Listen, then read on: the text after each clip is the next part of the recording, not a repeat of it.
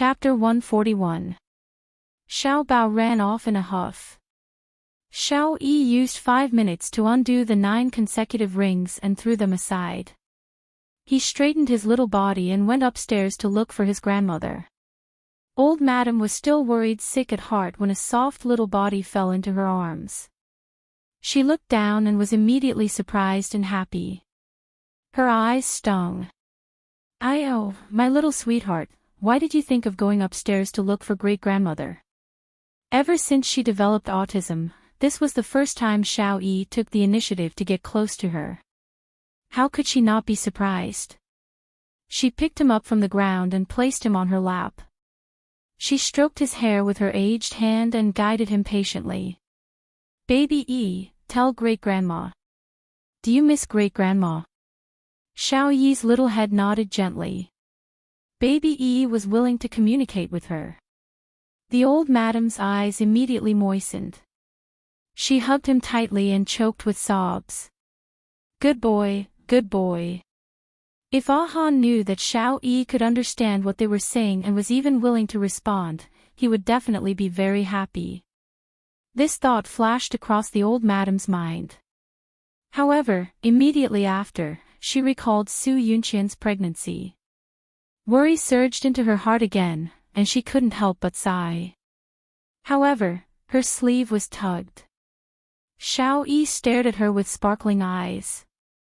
His little head was tilted, and he looked confused and worried. The old madam smiled kindly and stroked his head. Great-grandma is fine. If baby Yi is willing to talk to great-grandma will be even happier. Xiao Yi's big clear eyes blinked. Suddenly, she reached out and pointed at the photo on the desk. In the photo, Bailey Han was carrying Xiao Yi. The father and son's expressions were exactly the same, solemn and serious. The old madam chuckled and said, "What's wrong? Do you miss your daddy? He just came back but left again.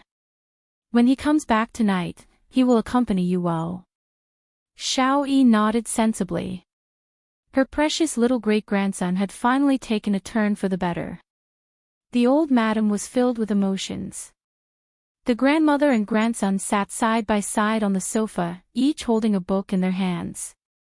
The old lady turned her head to look at the little one beside her from time to time. His expression seemed to be a little sad. She leaned forward in surprise and found that he was reading Oliver Twist. The plot was about how Oliver lost his mother when he was just born and was sent to an orphanage. She reached out and stroked his hair, saying gently, although Oliver was an orphan, he met his maternal grandfather in the end. His maternal grandfather loved him very much, just like how great-grandmother loved baby Yi. Xiao Yi looked up at her, her clear eyes sparkling. She smiled and hugged him, taking the book from his hands. Great-grandma knows this story. Great-grandma will tell you, okay? He nodded Gigai. His pink cheeks puffed up slightly, and 2 cute little dimples were embedded in them. The old madam's gentle voice rang in the study. After she finished telling the story, she couldn't help but be filled with emotions. She stroked Xiao Yi's hair, testing his thoughts. Baby Yi, do you want another person to love you? Xiao Yi pursed his lips and tilted his head to look at her seriously, as if he didn't understand what she was trying to say. She smiled. If Auntie Yunqian lived with us and loved you like great-grandmother, would you like that? He fell silent. Just when the old madam thought that he wouldn't respond, he suddenly jumped out of her arms and ran to the front of the desk. He wiggled his butt and climbed onto the chair, taking the photo of him and Bailey Han from the desk into his arms. His cheeks were puffed up, and his eyes were round, revealing a guarded and angry expression. His actions and expression said everything. He didn't want Su Yunqian to steal his daddy away. The old madam's smile froze. She hesitated for a moment and carefully probed, then if Xiao Yi had a younger brother like Xiao Bao or a cute younger sister like Xiao Guai, would Xiao Yi be happy? Xiao Yi was stunned and seemed to be at a loss. Then, tears quickly gathered in his eyes and fell down like beads. He didn't cry or howl. He just cried quietly. His heartbroken look made the old madam's heart ache. She quickly pulled him into her arms. "Baby E, don't cry. Don't cry. Let's not have a younger brother or sister. Baby E is the only one in the family, okay? Baby, don't cry. You're breaking great-grandmother's heart." When Bailey Han came back at night, he heard from the old madam that Xiao Yi was crying. He didn't feel good either. He walked into his son's room with complicated emotions. Xiao Yi, who had just gotten better, seemed to be sealed in his own world again. He refused to let the servants near him and refused to let light in the room. All the windows were tightly covered by curtains. Bailey Han walked into the room and suddenly entered a dark world. He could only see a trace of light in the middle of the room. A small shadow sat in front of the light. He had just turned on the light when he heard his son's shrill scream. He had no choice but to turn it off quickly. He walked behind his son and saw that he was holding a small laptop and watching a video. Bailey Han's eyes swept across the video. His eyebrows twitched. The room in the video was too familiar. It was his own room. In the video, he and Yun Qian were watching a movie on the sofa. Then, Yun Qian went into the bathroom to take a shower while he went downstairs to take a shower. A few seconds later, Yun Qian suddenly walked out of the bathroom. She took something out of her handbag, opened the red wine bottle, and put the thing in. Bailey Han's heart suddenly tightened. A thought suddenly entered his mind. A small figure suddenly appeared in the video. He was holding a bottle of red wine and climbed onto the chair with difficulty. He replaced the bottle of red wine with something. Bailey Han suddenly turned his head and stared at his son sitting next to him with dark eyes. He tried hard to control his emotions and didn't want to scare him, but, damn it. His son actually installed a surveillance camera in his room. He frantically and angrily searched his brain to see if he had done anything that was inappropriate for children. Although there were some scenes that made his face blush and his heart beat faster, at least it was under control. Even so, Bailey Han's cheeks were still a little hot. Fortunately, it was dark and his son couldn't see it. Concerns flashed through his mind, and several thoughts leaped into his mind. He was both shocked and in disbelief. Through this video, he could deduce that Yun Qian wanted to drug him that night, but his son replaced it with sleeping pills. Otherwise, he wouldn't have suddenly fallen asleep in the middle of the night. In the dark, the father and son sat in front of the computer in silence. After some time, Bailey Han placed his hands on Xiao Yi's shoulders and said with an unprecedented sternness, "Xiao Yi, stop your peeping immediately. I'll let bygones be bygones. If I find out about it again in the future, I'll punish you without mercy." Xiao Yi ignored him and didn't respond at all. Bailey Han thought about his current situation and his tone softened a little. "Xiao Yi, delete all these things. If they leak out, it will cause a negative impact." Xiao Yi's fingers moved a few times and the video was completely deleted. Bailey Han rubbed his hair to show his affirmation. "Xiao Yi, did you put sleeping pills in the red wine?" He nodded. His guess was confirmed. Bailey Han frowned. He had fallen asleep, so nothing must have happened between him and Yun Qian. Did she really lie to him? Too many things had happened today. Bailey Han needed to calm down. Bailey Han sat alone on the recliner on the balcony. Facing the bright starry sky, he slowly closed his eyes and put aside all his personal feelings. He began to calmly and rationally sort out the series of events. A moment later, his eyes suddenly opened. His deep eyes were filled with coldness. He took out his phone and dialed the number of his family doctor, Suzhe. "Suzhe, do you know any Chinese medicine practitioners? I would like to ask you for a favor." In the middle of the night, Xia Dong suddenly woke up. Her forehead was full of sweat. She was still in shock and turned on the bedside lamp. She glanced at the clock. It was only 1:00 in the morning. She dreamed that she had given birth.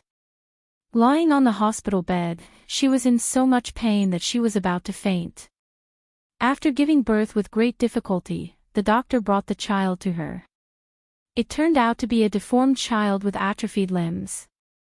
She stroked her abdomen with both hands in fear. As the pregnancy grew longer, the worry in her heart grew deeper. She didn't know if the medicine she injected would affect the child's development. She couldn't fall asleep after changing several positions. She unkindly dialed Yiseki's phone. The phone rang for a long time before it finally got through. Yiseki's irritable voice pierced through the air.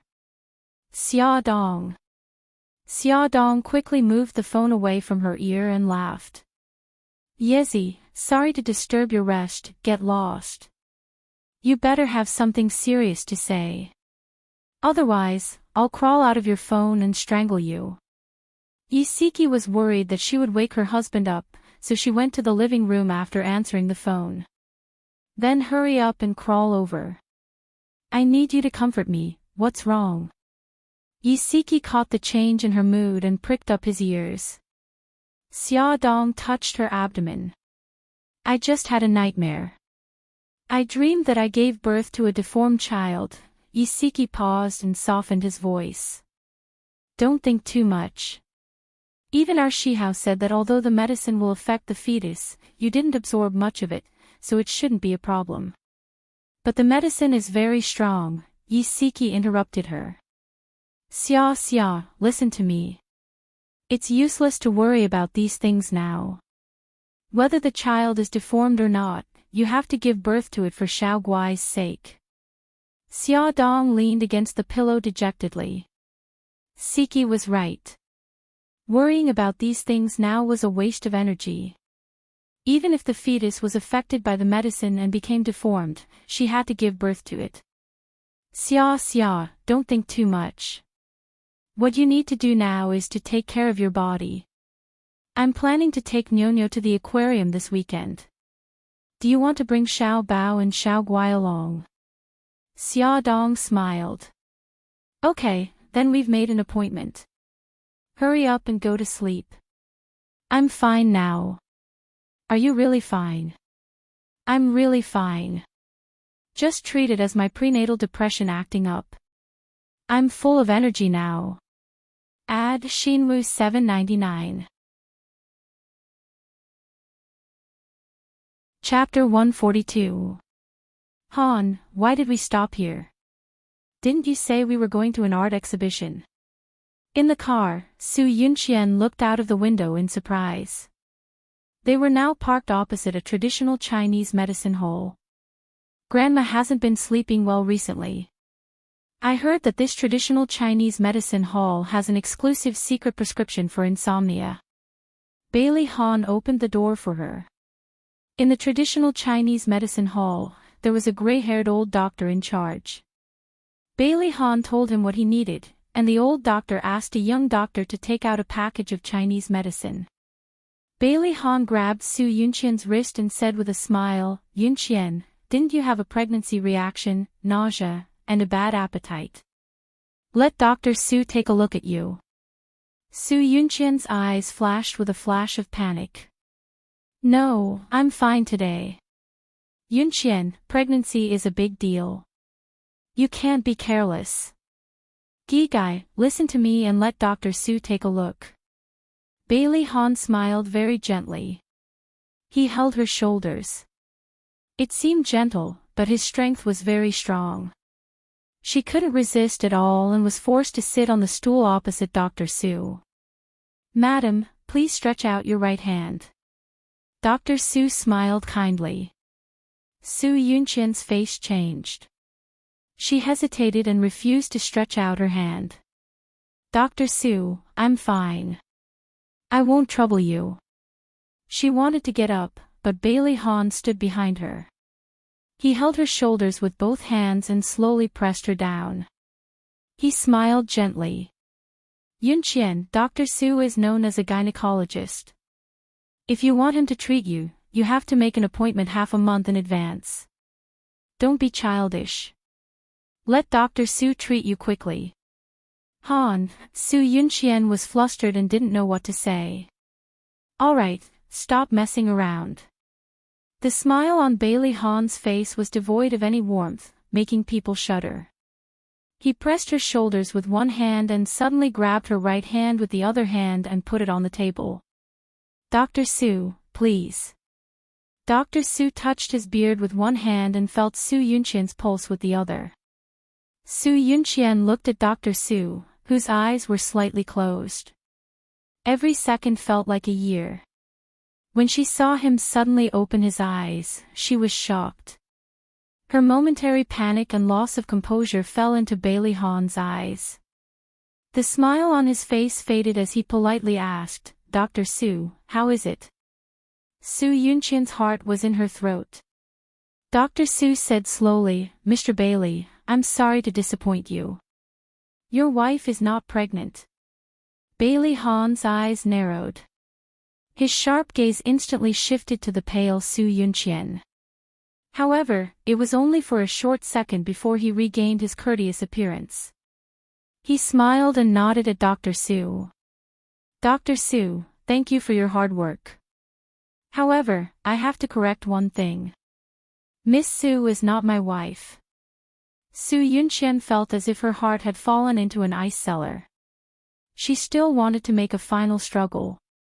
Her face was filled with disbelief. How could this be? I did an ultrasound at the hospital.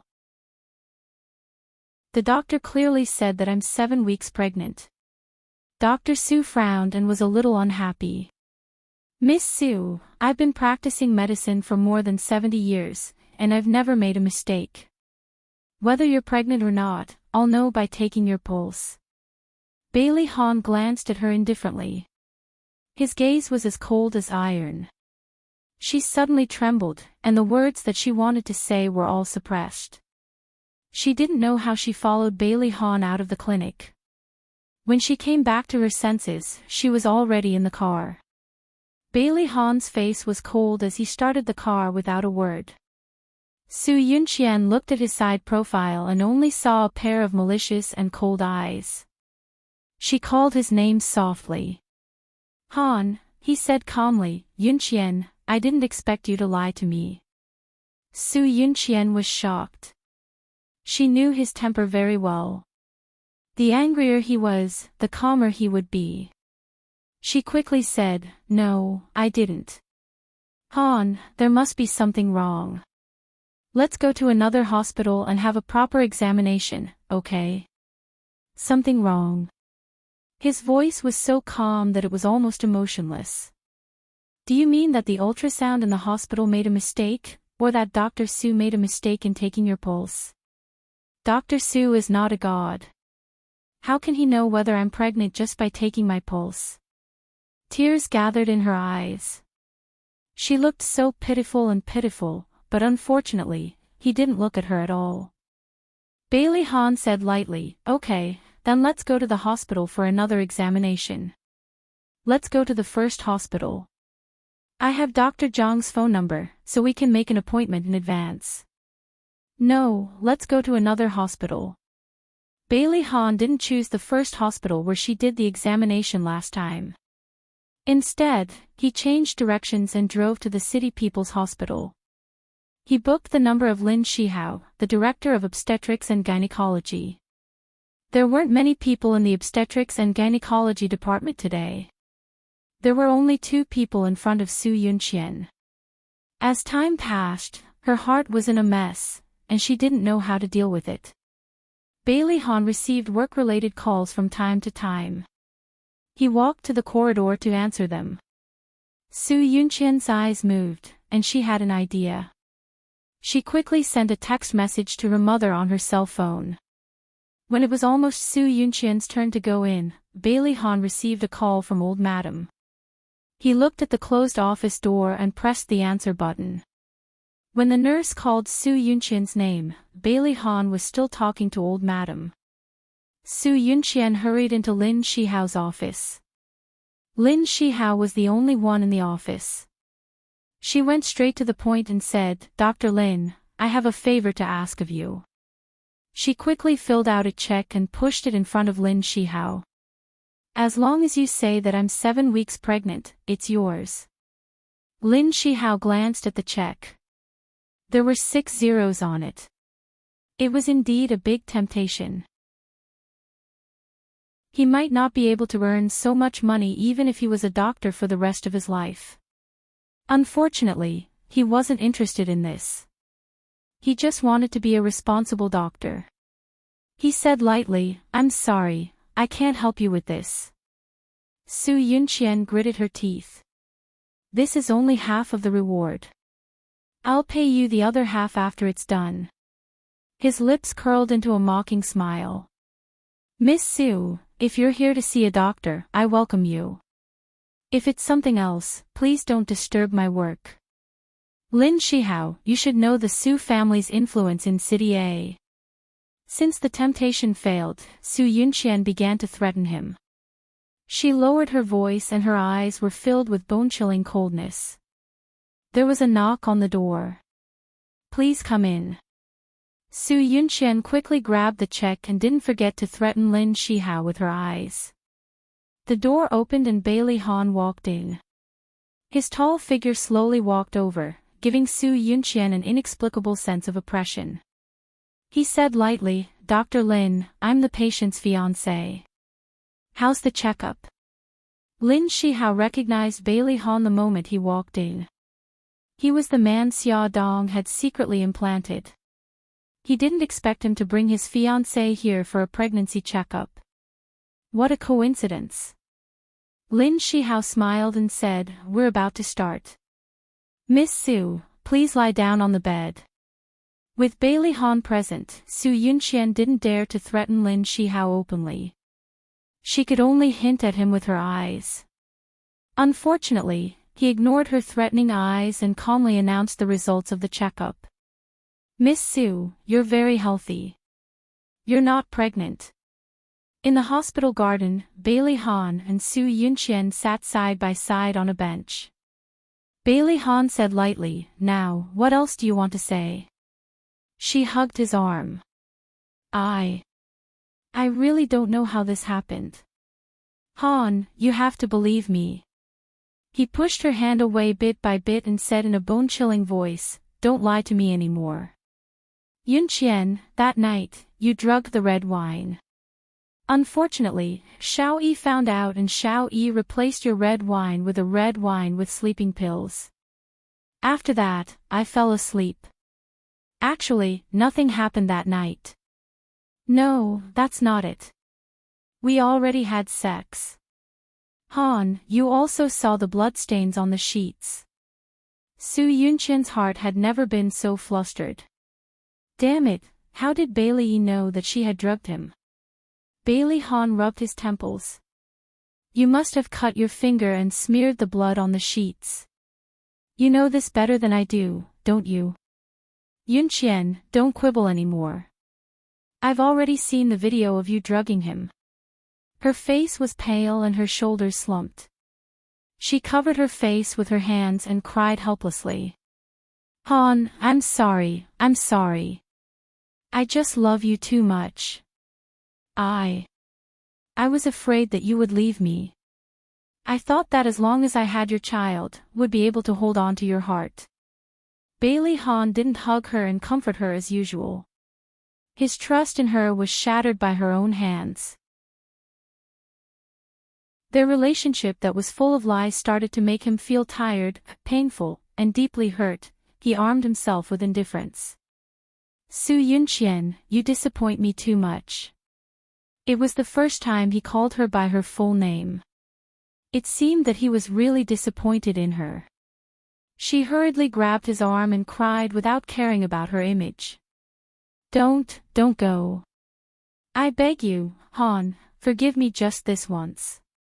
I was just confused for a moment. I really was confused for a moment. He didn't turn back and only said coldly, Did Xiao Yi fall down the stairs because of you? No, I didn't. Su Yunqian denied repeatedly. Han, I've only lied once. Let's start over, okay? He frowned. I forgot that I shouldn't believe what you say anymore. I'm already very tired. Let's break up. She cried very sadly. We've been in love for 6 years. Han, how can you break up just like that? He stared at her coldly. You should know that I don't like scheming women. If it was in the past, he would still feel guilty when he mistakenly thought that he had taken her.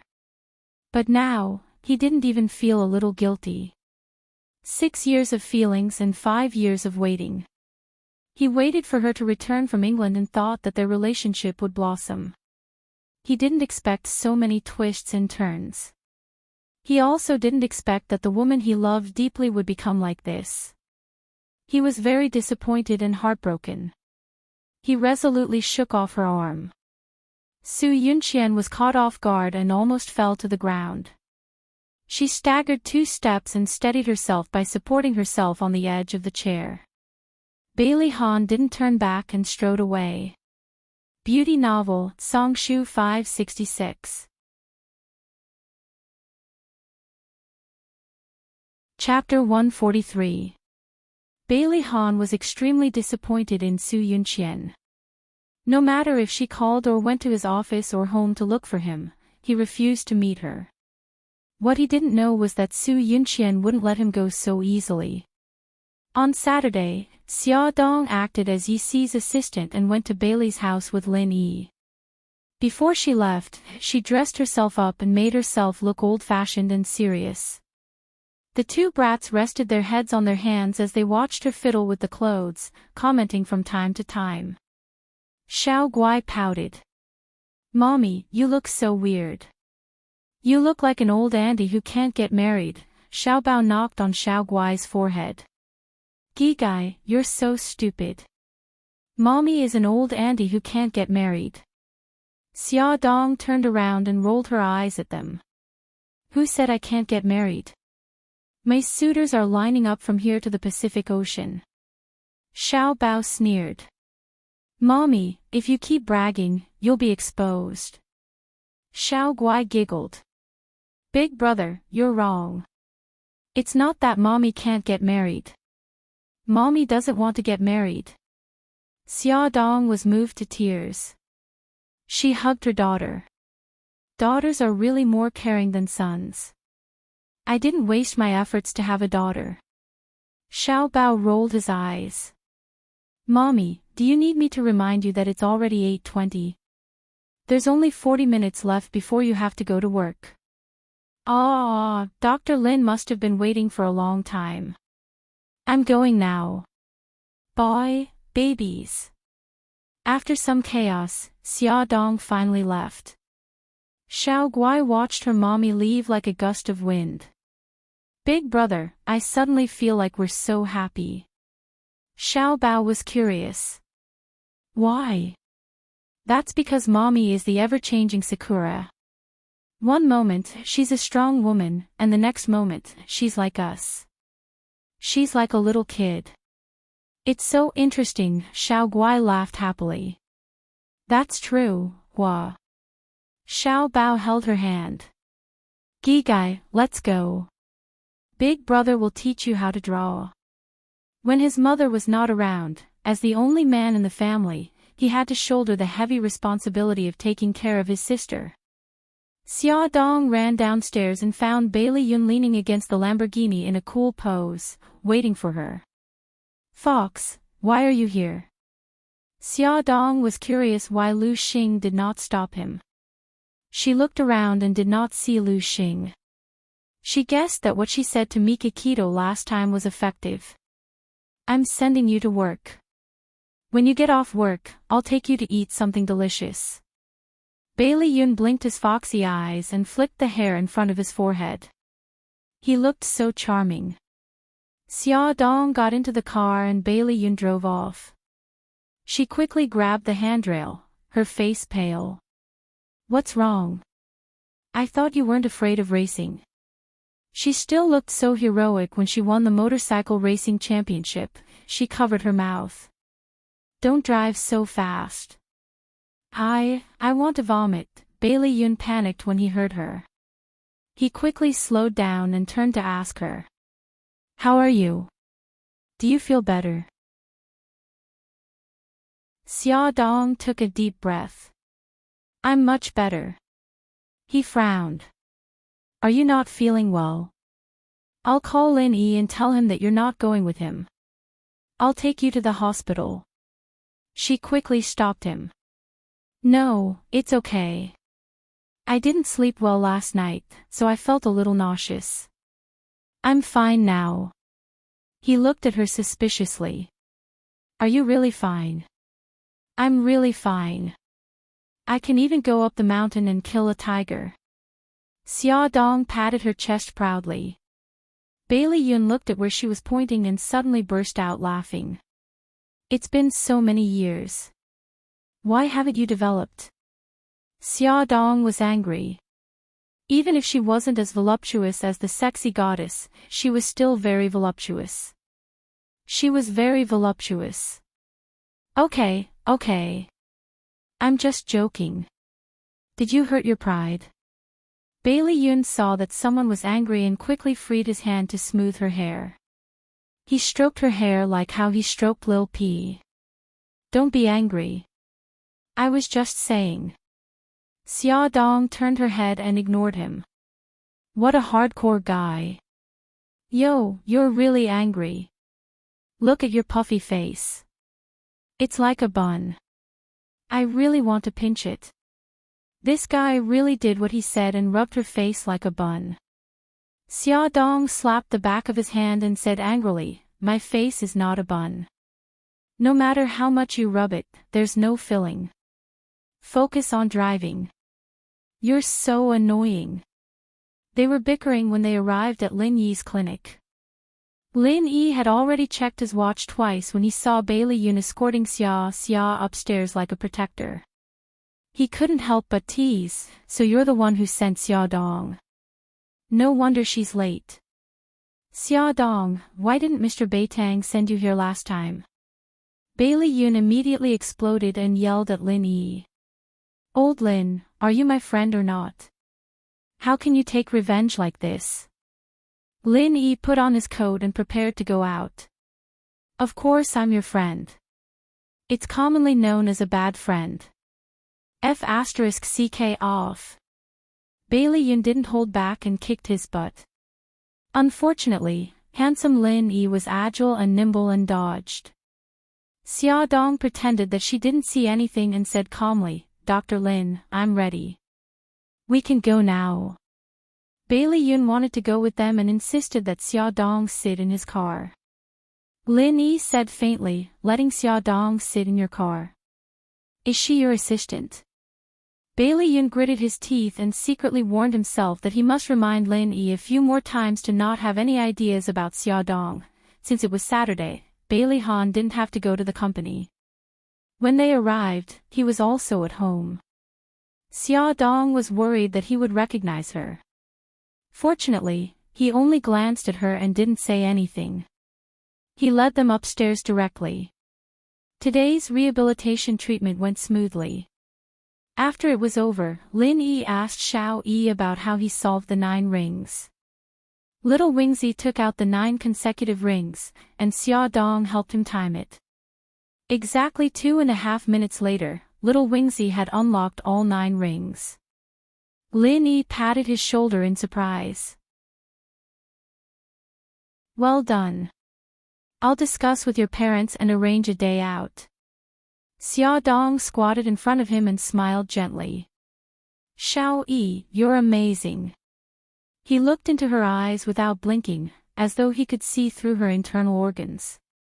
She pursed her lips and said, we'll be leaving first. See you next time. She really wanted to reach out and touch his face and hug his little body. They went out and turned right. Xiaodong looked down and didn't look around.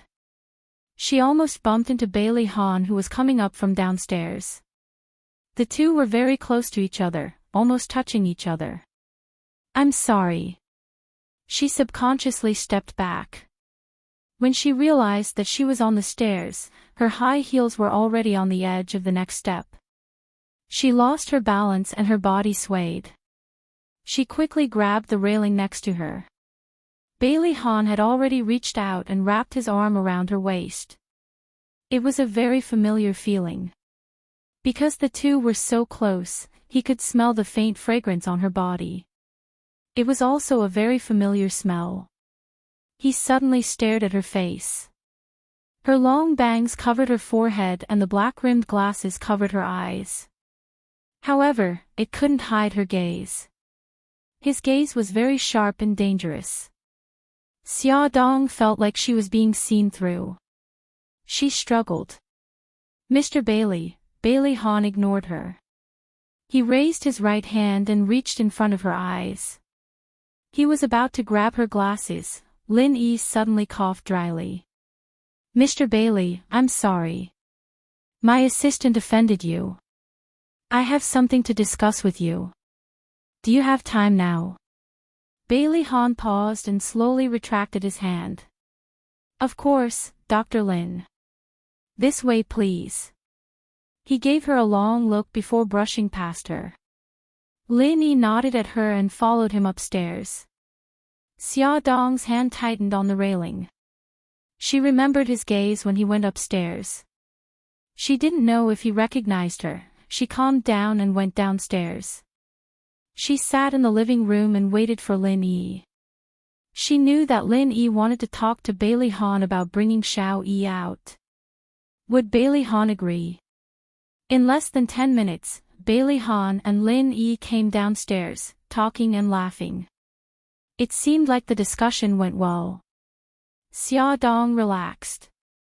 However, in the next second, Bailey Han said, Miss Yi, there's something private I want to talk to you about. Private matter? What private matter could he have with Yi Si? Xia Dong wanted to cry. She didn't need to think too much. He must have recognized her. Since it was a private matter, Lin Yi didn't want to stop her. He could only give her a look that said, good luck. In the study, Bailey Han stood in front of the large desk. His handsome face was expressionless. His eyes were sharp and cold. Yi Si. Should I praise you? Your disguise skills are really superb. Xia Dong coughed. I can explain. Bailey Han looked at her coldly. Say it. Xia Dong smiled. It's because I've been interested in psychology recently and I'm unemployed at home. So I wanted to find a job related to psychology. Applying to be Lin Yi's assistant was purely an accident. Do you think I'll believe you? Bailey Han looked at her with disdain. Even if you're interested in psychology, Lin Yi wouldn't hire a layman to be his assistant. Tell me, what's your purpose? Wearing high heels was really tiring. Xia Dong sat down. All right, I'll tell you the truth. I'm just concerned about your son. I want to know about his condition and treatment. So I asked Dr. Lin for help. He stared at her eyes. Why are you so concerned about my son? She looked back at him sincerely and said softly, I like him a lot. Also, I feel that he makes my heart ache. Do you remember what you said when you asked me to bring Xiao Bao to visit him? You said that Xiao Yi doesn't have any friends. It was this sentence that moved me. I'm a mother. I can understand your helplessness as a father and your heartache for your child. His hand couldn't help but fall on the frame of her glasses. He took it off, wanting to see the things in her eyes more clearly. Beauty novel, Hongcha 866. Chapter 144. Bailey Han's voice was a little hoarse. Just because of motherly love, you disguised yourself and came to my house. Do you think I'll believe you? Xia Dong smiled weakly. You can choose not to believe me. You've been loved by your mother since you were young. You can't understand the thoughts of someone who lacks motherly love. I lost my mother when I was young. I was mocked and bullied. At that time, I thought that if I have children in the future, I must love them well. You're right, I have motherly love flowing. He was obviously her own child, but she couldn't hold him in her arms. She had to sneak into someone else's house like a spy and secretly observe his every move. When she was caught, she had to find an excuse to hide the truth. Who could understand her heartache? Her eyes were sparkling with tears, and her eyes were filled with grief. His heart clenched, and he could not help but think of Su Xingchen's voice recorder, where Xia Dong was bawling in front of her mother's grave. Perhaps what she said was true. His eyes were as dark as water. She wiped the corner of her eyes and smiled. Don't stare at me like that. I can't help but want to cry. Look, I'm already crying. I'm sorry, I won't come again next time. The way she forced herself to smile actually made him feel a little distressed. He frowned. Damn it, why did he still have sympathy for this liar? He should have given up on her long ago. He thought in his heart, but the words that came out of his mouth were, "You're Lin Yi's assistant. You report to him about your work." Xia Dong grinned. I know. I'll tell Lin Yi that I'm quitting later. Bailey Han's facial muscles twitched uncontrollably. Idiot, did she have to make it clear? His face darkened and he said stiffly, since you're already his assistant, you should do what you're supposed to do. Xia Dong couldn't believe it. You agree? Bailey Han gritted his teeth. Idiot. Wasn't it obvious? She felt a little wronged. Who asked him to look so fierce just now? But forget it. As long as he agreed to let her continue to take care of Xiao Yi as Yi Si, she was very satisfied. She tilted her head and looked at him seriously. Bailey Han, has anyone ever told you that you're really a good person? Other than her, everyone else called him the cold-faced king of hell. His pretentious serious and conflicted expression made her feel refreshed. She couldn't help but laugh, so I'm the first one. Then I'm really honored. Bailey Han's facial muscles twitched as he asked calmly, why did you resign? Xia Dong almost couldn't keep up with his jumping thoughts. She was stunned for a moment before she realized that he was talking about the position at Glamour magazine. She lowered her eyes and chuckled. I have to take care of Xiao Bao and Xiao Guai. I also have to take care of the baby in my belly. I don't have so much energy to work. He looked down at her. You like that job very much. When she was working, she was completely different from her usual self. That passion burned in her eyes, and she exuded a confident charm. She looked up at him with complicated emotions surging in her eyes. In my heart, the children are more important. For them, I can give up anything, including my life. His eyes narrowed, and there were traces of the ice in his heart breaking. He began to doubt his judgment. Was such a loving and motherly woman really someone who loved vanity and clung to power? After a long while, he said calmly, Xiao Bao and Xiao Guai are very lucky. They were very lucky to have a mother like her. It was obviously a compliment, but Xia Dong felt that it was extremely ironic. Xiao Bao and Xiao Guai's luck was exchanged for Xiao Yi's misfortune. She looked at him and said tentatively, I've never heard you mention Xiao Yi's mother, she's already dead. His expression was indifferent as if he was talking about a stranger. Xia Dong's heart suddenly jumped. Dead? How did she die? Bailey Han sat in the chair opposite her and looked casually in a certain direction with a cold expression. Car accident. I heard that she was going abroad with the man she loved. On the way to the airport, she got into a car accident. Xia Dong was sweating profusely. Even if Bailey Han hated her when she escaped from Japan, he didn't have to curse her so viciously. The corner of her mouth twitched. You don't seem to like her. I can't remember what she looked like anymore. We met at the wrong time. However, I'm very grateful to her for giving birth to Xiao Yi. He looked at her calmly without any emotions in his eyes, but it made Xiaodong's heart suddenly jump. She murmured, "It sounds very complicated. Can you tell me how you met?" She was really curious to see how he would twist the truth. He frowned. "Why are you so interested in this matter?" Nothing. We're just chatting. It's fine if you don't want to talk about it." He stared at her for a long time until she was sweating profusely. "If I remember correctly, Dr. Lin is still waiting for you downstairs." Phew, she was finally free. She almost thought that she would be exposed. She was overjoyed. "I can go now. Did I stop you?" Bailey Han's face turned green. Was she that unwilling to be in the same room as him? No. "But young master, you didn't ask me to leave." "How would I dare to leave?" Xiaodong thought to herself. Just as she walked to the door, young master's cold voice was heard. "I plan to take Xiao Yi out tomorrow. Xiao Bao and Xiao Guai can come with us." She wiped her sweat. "I've already made plans with Siki tomorrow. We plan to take the children to the aquarium."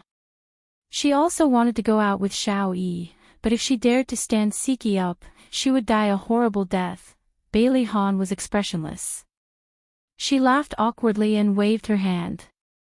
"Then I'll be leaving first." Just as she was about to turn and leave, young master said coldly, "What time tomorrow?" "Ha? What time?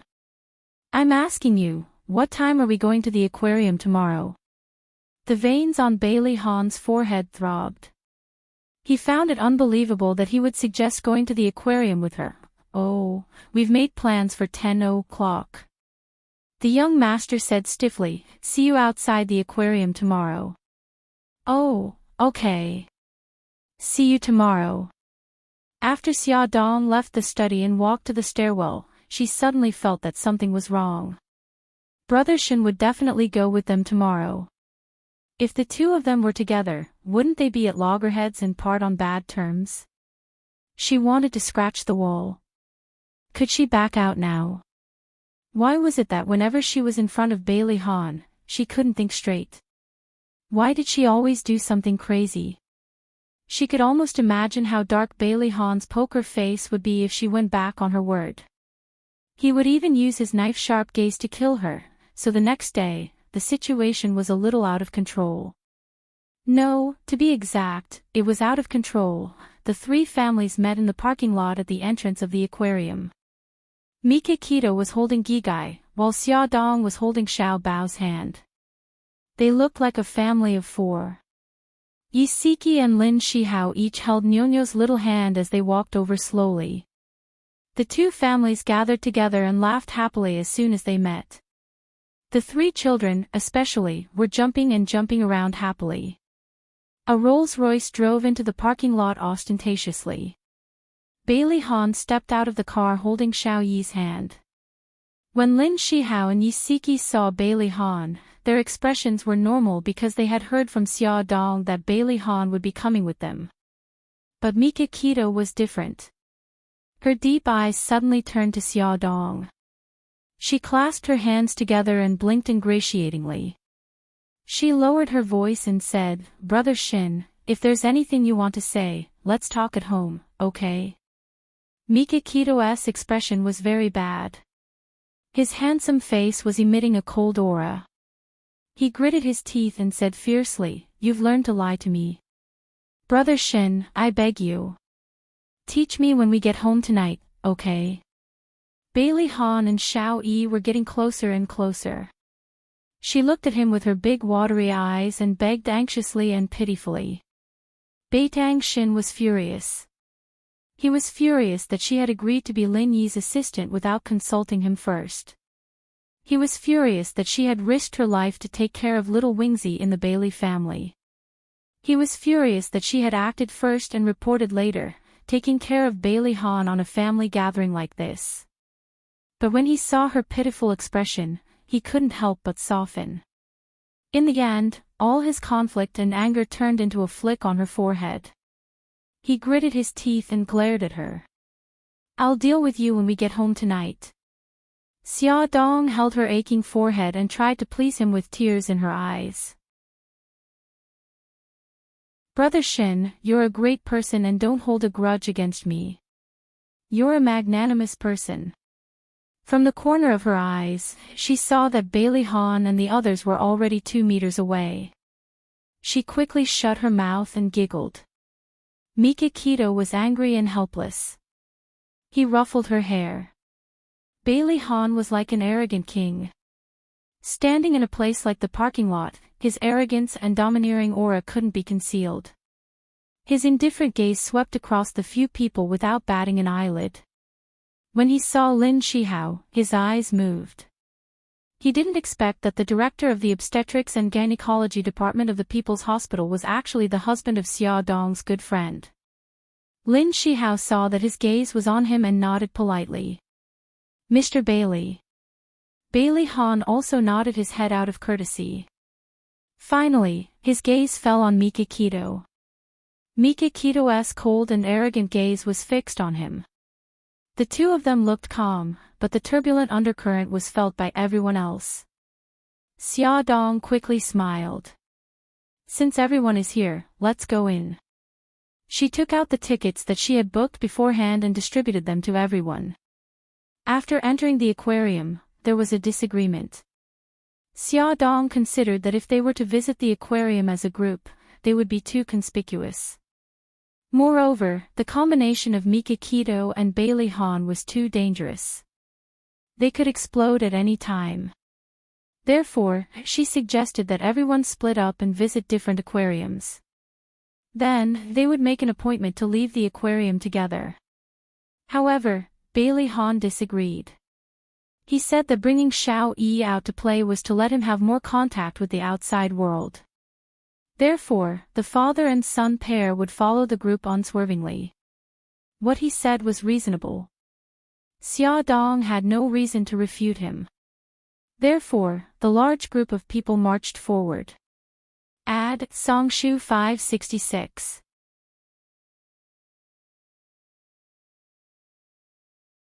Chapter 145.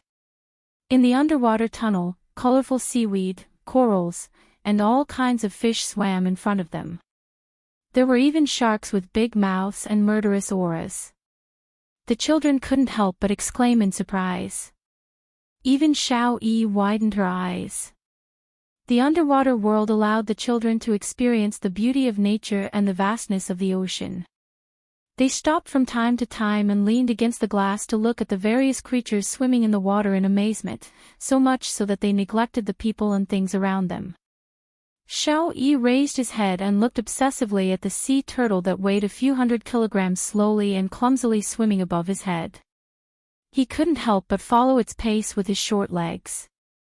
Bailey Han only turned his head to look at Xia Dong, who was squatting in front of Xiao Guai and tidying her hair. When he turned back again, Xiao Yi, who had been following beside him, had already disappeared. He blamed himself for not taking good care of the children, who were right beside him. However, now was not the time to blame himself. It was more important to find him quickly. He called the others and explained the situation briefly. First, he contacted the broadcasting studio and asked them to help spread the news of the children's disappearance. Then, he decided that Yi Siki and Xia Dong would take care of the children. The three men would split up to look for Xiao Yi's whereabouts and keep in touch with each other. Xia Dong and Yi Siki brought the children to the underwater food pavilion. Their hearts were in a mess and they couldn't calm down at all. "Yezi, take care of the children. I'm going to look for Xiao Yi too." Yi Siki grabbed her arm. "You're not feeling well right now. Can you do it?" "It's okay. I can do it." She patted Yi Siki's hand to comfort her. Then she stroked Xiao Guai and Xiao Bao's hair. "Babies, Mommy is going to look for Xiao Yi too. You guys stay here with Auntie Siki. Don't wander around, okay?" The children nodded in unison. Xia Dong called Mika Keto and the others to ask about the search. The three of them had not found Xiao Yi yet, so Xia Dong asked them where they were. Xia Dong specially went to some places that they had not searched yet. He searched from the jellyfish hall to the sea creature hall, and finally came to the sea creature hall. There was a dolphin performance going on in the performance hall.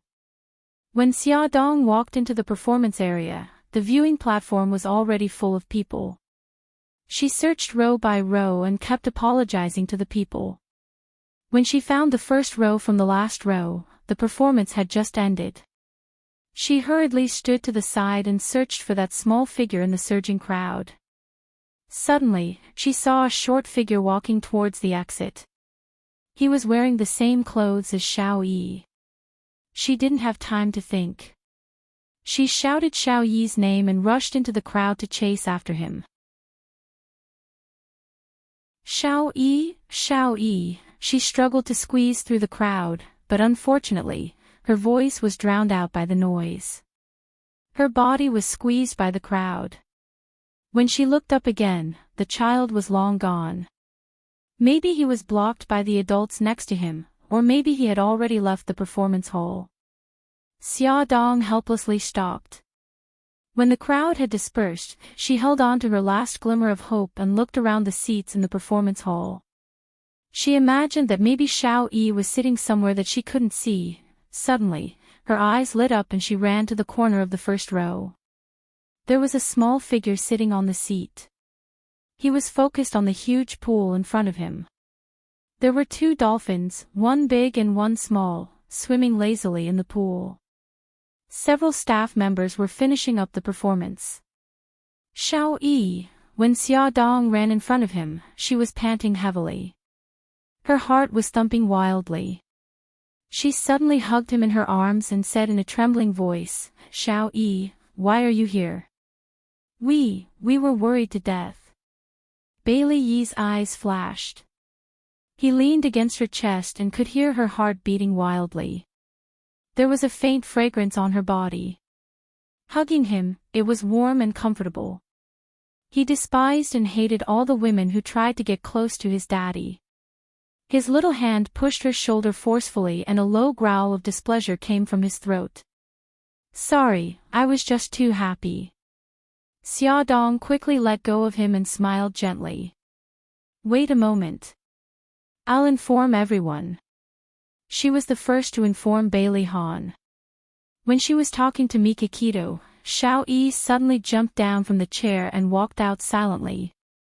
"Brother Shen, please inform Lin Shihao and Siki.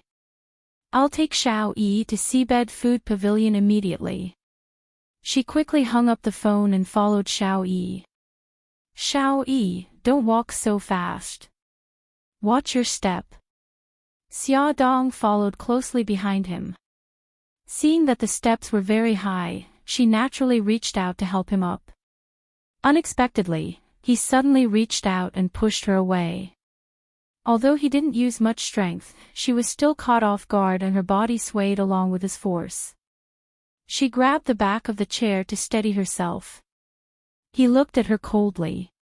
She could clearly see the deep hostility in his clear eyes. Her heart trembled. She wanted to smile, but the corners of her lips couldn't curl up. Perhaps she was too greedy. When she was growing up with Xiao Bao and Xiao Guai, she couldn't help but want to pay attention to Xiao Yi's life. She really should have done what Bailey Han said and died in the car accident so that she wouldn't disturb his life anymore. She couldn't suppress the sadness in her heart. A drop of hot tear fell and landed right in front of Xiao Yi's toes. He lowered his head and stared blankly at the small piece of floor wet with tears. She quickly turned her head and wiped the corners of her eyes. She smiled at him. "Xiao Yi, let's go. I'll take you to see your daddy." At this time, the performance hall was already empty. She let him walk in front of her alone and suppressed all her emotions.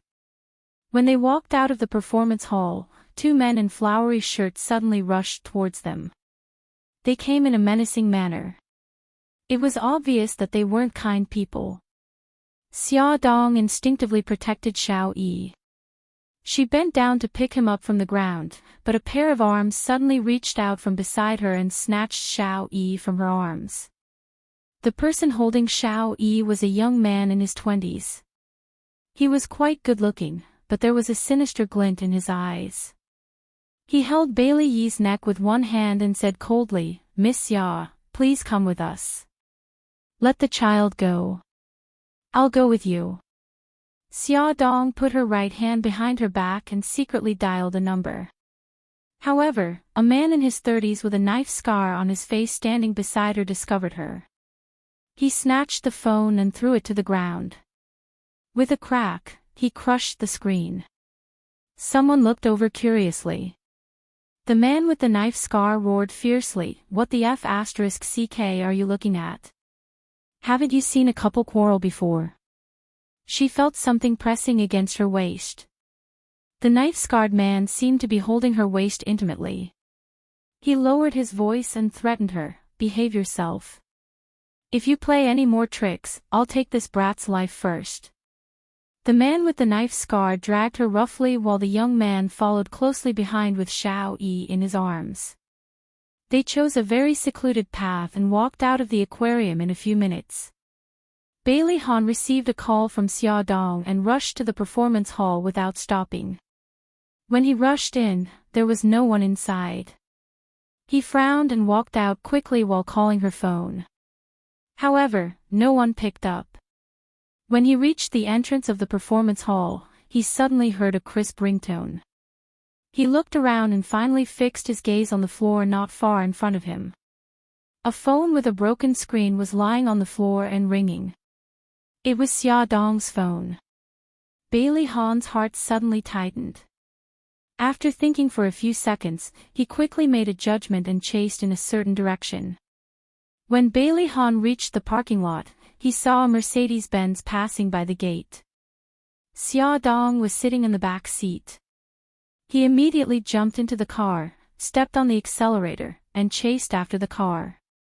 When he reached an intersection, he ran into a red light. The sidewalk was crowded with people, so he had to stop. When he stepped on the accelerator again, the Mercedes-Benz had disappeared. Fortunately, he had sent the license plate number to the Dragon Gang and ordered them to quickly track down the identity of the owner of the Mercedes-Benz. Xia Dong and Xiao Yi were taken to an abandoned factory in the suburbs. She was tied up and thrown on the ground. Xiao Yi's hands and feet were also tied. Xia Dong was holding a small earring in her right hand. She had secretly taken it in the car when they were not paying attention. She used the earring to rub the rope and moved her body with difficulty. She stood in front of Xiao Yi and said in a low voice, "Xiao Yi, don't be afraid. I'm here." Her phone was abandoned in front of the performance hall. When Mika Keto found out that she was missing, he would guess that they had met with an accident when he saw the phone. She believed that Brother Shen would definitely come to save her. There was no trace of fear in Xiao Yi's clear eyes. He stared fixedly at Xia Dong, who was standing in front of him, and something in his heart quietly changed. The scar-faced man walked over and pinched her chin. His eyes were shining with anger. "*TCH, I finally caught you. It's not easy to catch you when you're alone." Xia Dong tried to shrink back, but her chin was pinched even harder. It was burning with pain. "Who are you? Why do you want to catch me?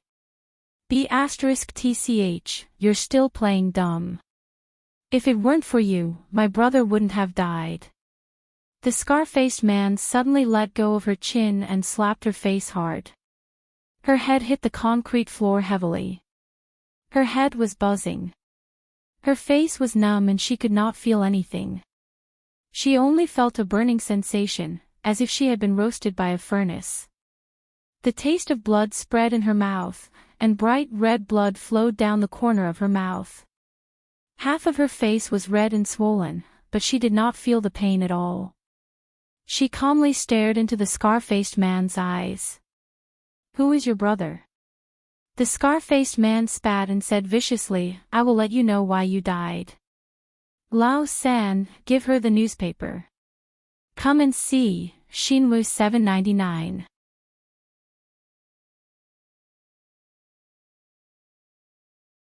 Chapter 146.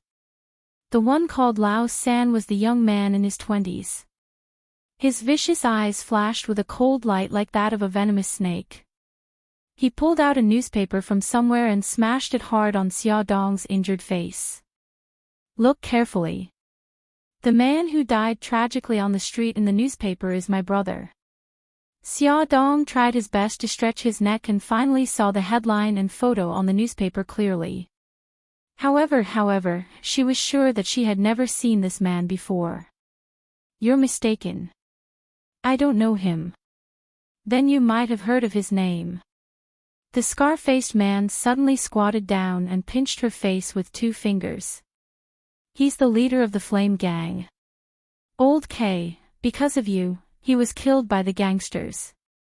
Old K, this name sounded familiar.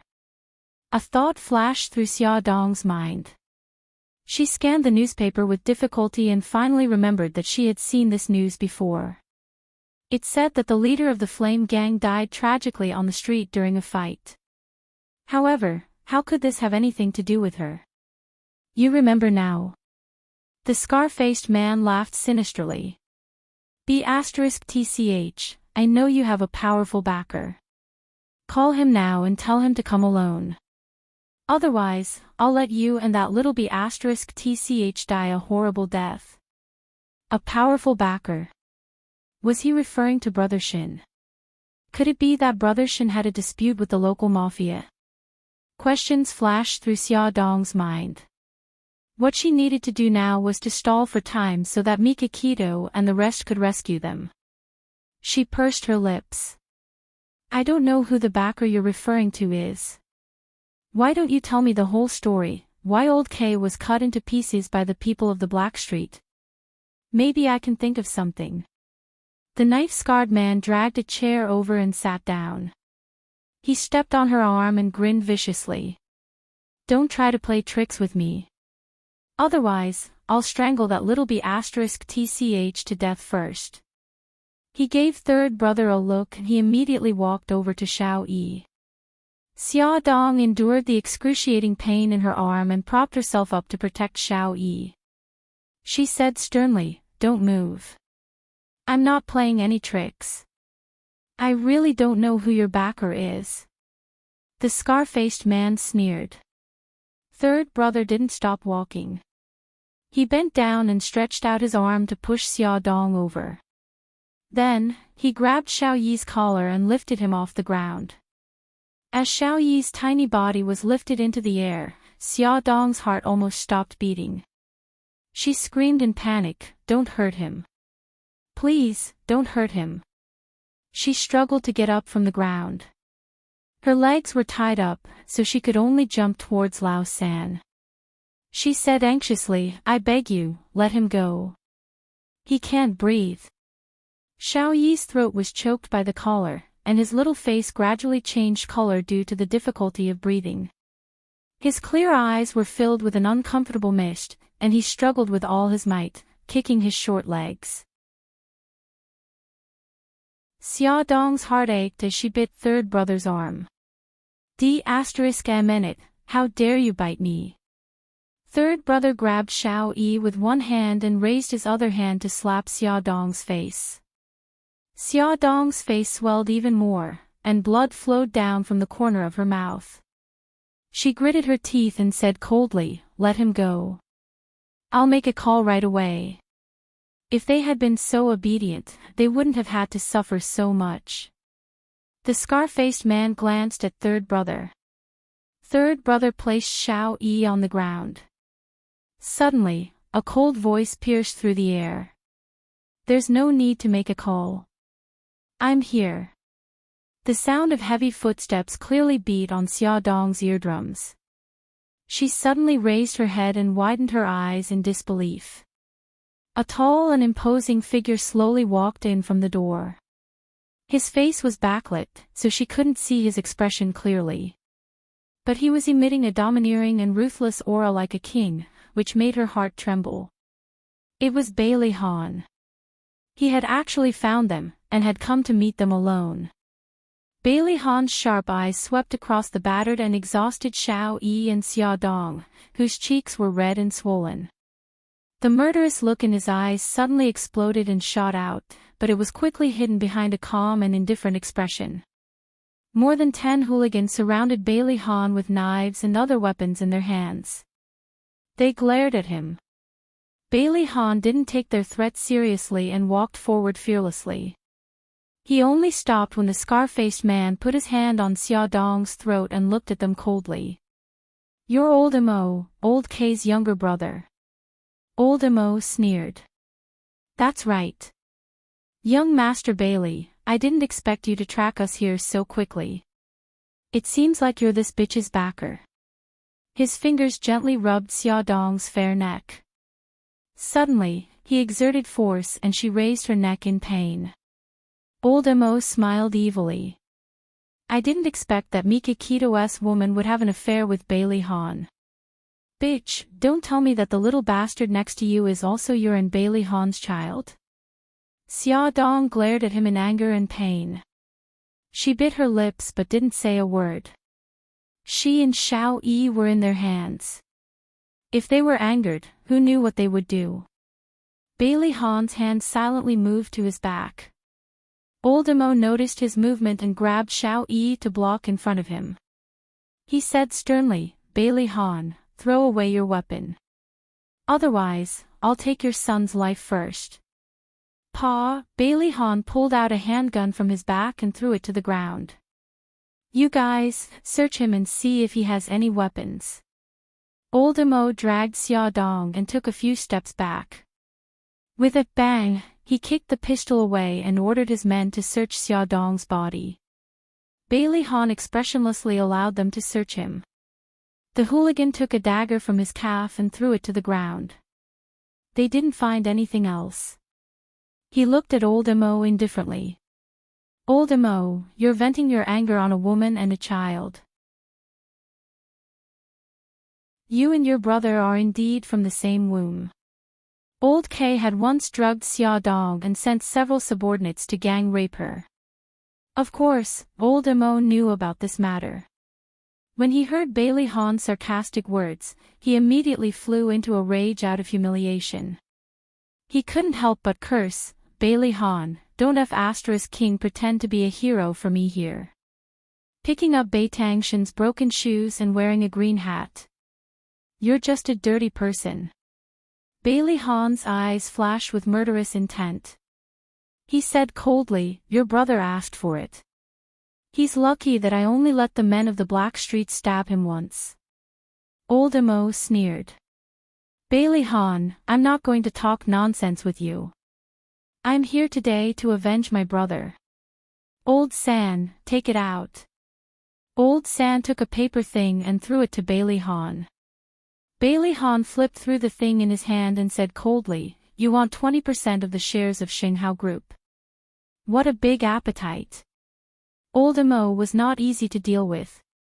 When he decided to take revenge, he had already investigated Xia Dong's interpersonal relationships.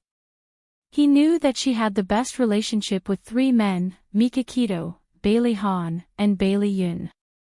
No matter which one of them was her backer, he had prepared a corresponding plan to deal with them. Old Mo grabbed the pen and threw it to Bailey Han. He said fiercely, "Don't talk nonsense. Hurry up and sign it, or I'll kill your son and your mistress." He suddenly grabbed Xia Dong's hair. Xia Dong endured the pain and tried hard to move back. She did not make a sound. Bailey Han's heart trembled. Using the act of looking at the contract as an excuse, his left hand quietly touched his belt. There was a thin steel knife deeply embedded in it. Although the blade was shorter than a thumb, it was abnormally sharp and was enough to cut a fatal wound. But he hesitated and did not make a move. There was only one knife. He was confident that he could shoot the knife into the heart of the young man called Old San.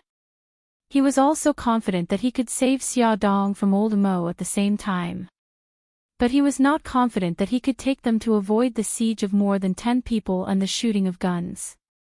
He took back his hand and continued to think with the pen. If he signed the contract, old Mo would definitely not let them go. But if he did not sign it, Xia Dong and Xiao Yi would be in their hands. He was in a dilemma. Old Mo couldn't wait any longer. He grabbed Xia Dong's clothes and tore them apart. With the sound of fabric tearing, her dress was torn from her chest, and her snow-white skin was exposed. Her hands were tied behind her back, and there was no way to cover her exposed breasts. Her face was so hot that it was about to bleed. She bit her lips and stared at old Mo. Look at her tender skin. It must taste good when I do it. Old Mo grinned and dragged Xia Dong to the sofa. Bailey Han's voice suddenly sounded, I've signed it. Come and get it. Old Mo paused and glanced at Xia Dong, whose face was red with blood. He laughed sinisterly. He did not expect that mysterious woman to have some skills. A few days ago, a mysterious woman contacted him and said that she knew that his brother was killed by the backer behind Xia Dong. She also said that Bailey Yi was Xia Dong's illegitimate son. She cared about Bailey Yi very much. If she used Bailey Yi to threaten her, it would definitely be twice the result with half the effort. Old Mo wasn't a fool. Of course, he could tell that the other party wanted to use him to get rid of Xia Dong and Bailey Yi. However, this was also an opportunity for his elder brother, Old K, to take revenge, as well as a chance for him to make a fortune. It was not fun to just kill people. He also wanted to get the compensation that he deserved. You guys, tie his hands up for me. Old Mo was cunning. Naturally, he would not easily believe Bailey Han. After two of his men tied Bailey Han's wrists with ropes, he waved his hand and asked someone to bring the contract over. The three big characters were indeed Bailey Han's signature. Old Mo was ecstatic and laughed loudly. After a few laughs, he suddenly stopped and stared at Bailey Han gloomily. Bailey Han, you killed my brother. I will not let you go easily. But you can rest assured that I will send you to hell for the sake of you transferring 20% of your shares to me. Lao San, bring the things I have prepared for young Master Bailey. Let him and his mistress have a good time and then go to hell. Xia Dong said in a hoarse voice, let the child go. He is innocent. Awesome novel, Songshu 566.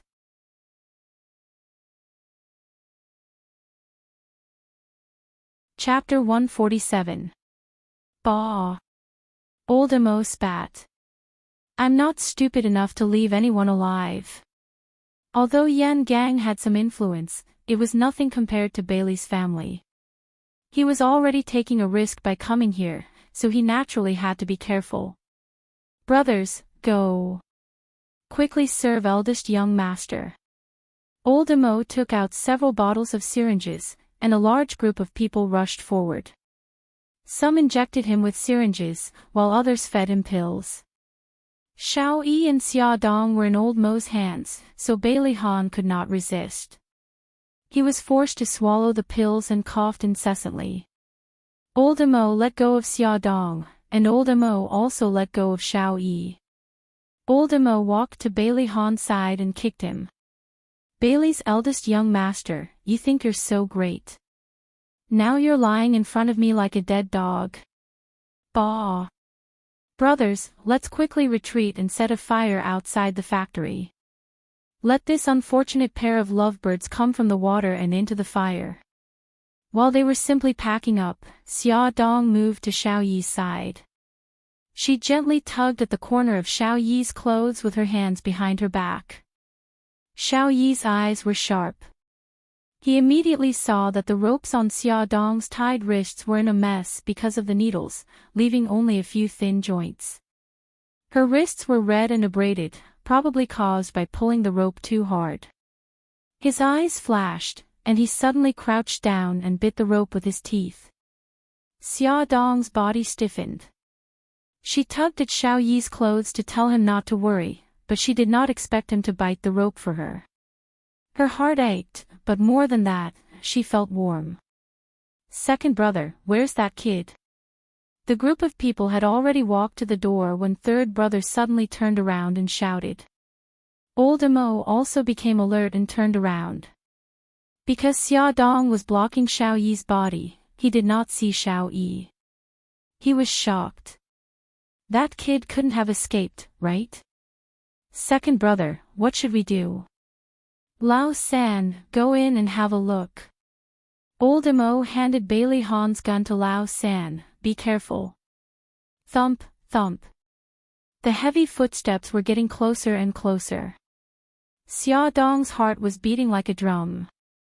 Suddenly, she felt the pressure on her wrist loosen. She quietly moved her wrist without showing any signs of movement. Xiao Yi also straightened her body and slowly moved out from behind her.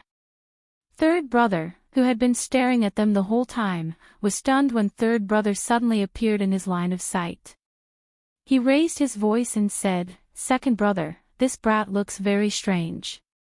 I don't feel at ease leaving him alive. Why don't I get rid of him first?" Old Amo certainly wouldn't object to the fact that he would die sooner or later. Third brother walked closer, raised the gun with one hand, and pointed the muzzle at Xiao Yi's forehead. Xia Dong suddenly reached out and pulled Xiao Yi behind her. Third brother's eyes turned cold and he quickly pulled the trigger. Xia Dong hugged Xiao Yi and rolled on the ground to avoid the bullet. At the same time, Bailey Han suddenly stood up from the ground. He forcibly broke the rope on his wrist and kicked third brother's temple heavily. Clang! The gun in third brother's hand fell to the ground. His huge body also fell to the ground. The accident happened in an instant. Old Amo and the group of hooligans were stunned. Old Amo was the first to react and quickly pulled out his gun. Bailey Han's right hand had quickly shot out a throwing knife from his waist. The throwing knife hit Old Mo's forehead. Blood spurted out and he fell down without a sound. Bailey Han strode forward and bent down to pick up the gun on the ground. He aimed at the group of hooligans and fired. In an instant, 3 or 4 of them fell down. The rest of the hooligans were like headless dragons and had long scattered in fear. The fight only lasted for 2 or 3 minutes, but Xia Dong felt that it was as long as a lifetime. She protected Xiao Yi and hid behind the sofa.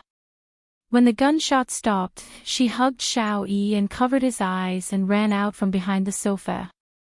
"Bailey Han, how are you?" She saw that Bailey Han was sweating profusely. His face was pale and he was tottering. She knew that the medicine that old Amo had fed him had taken effect. The pile of red and green pills and medicine was mixed with various hallucinogens and stimulants. There was even an aphrodisiac. Xiao Yi's body stiffened and he reached out to push Xia Dong's hand away. Xia Dong's voice trembled. "Xiao Yi, don't look." She was afraid of scaring him with the corpses and rivers of blood in front of him.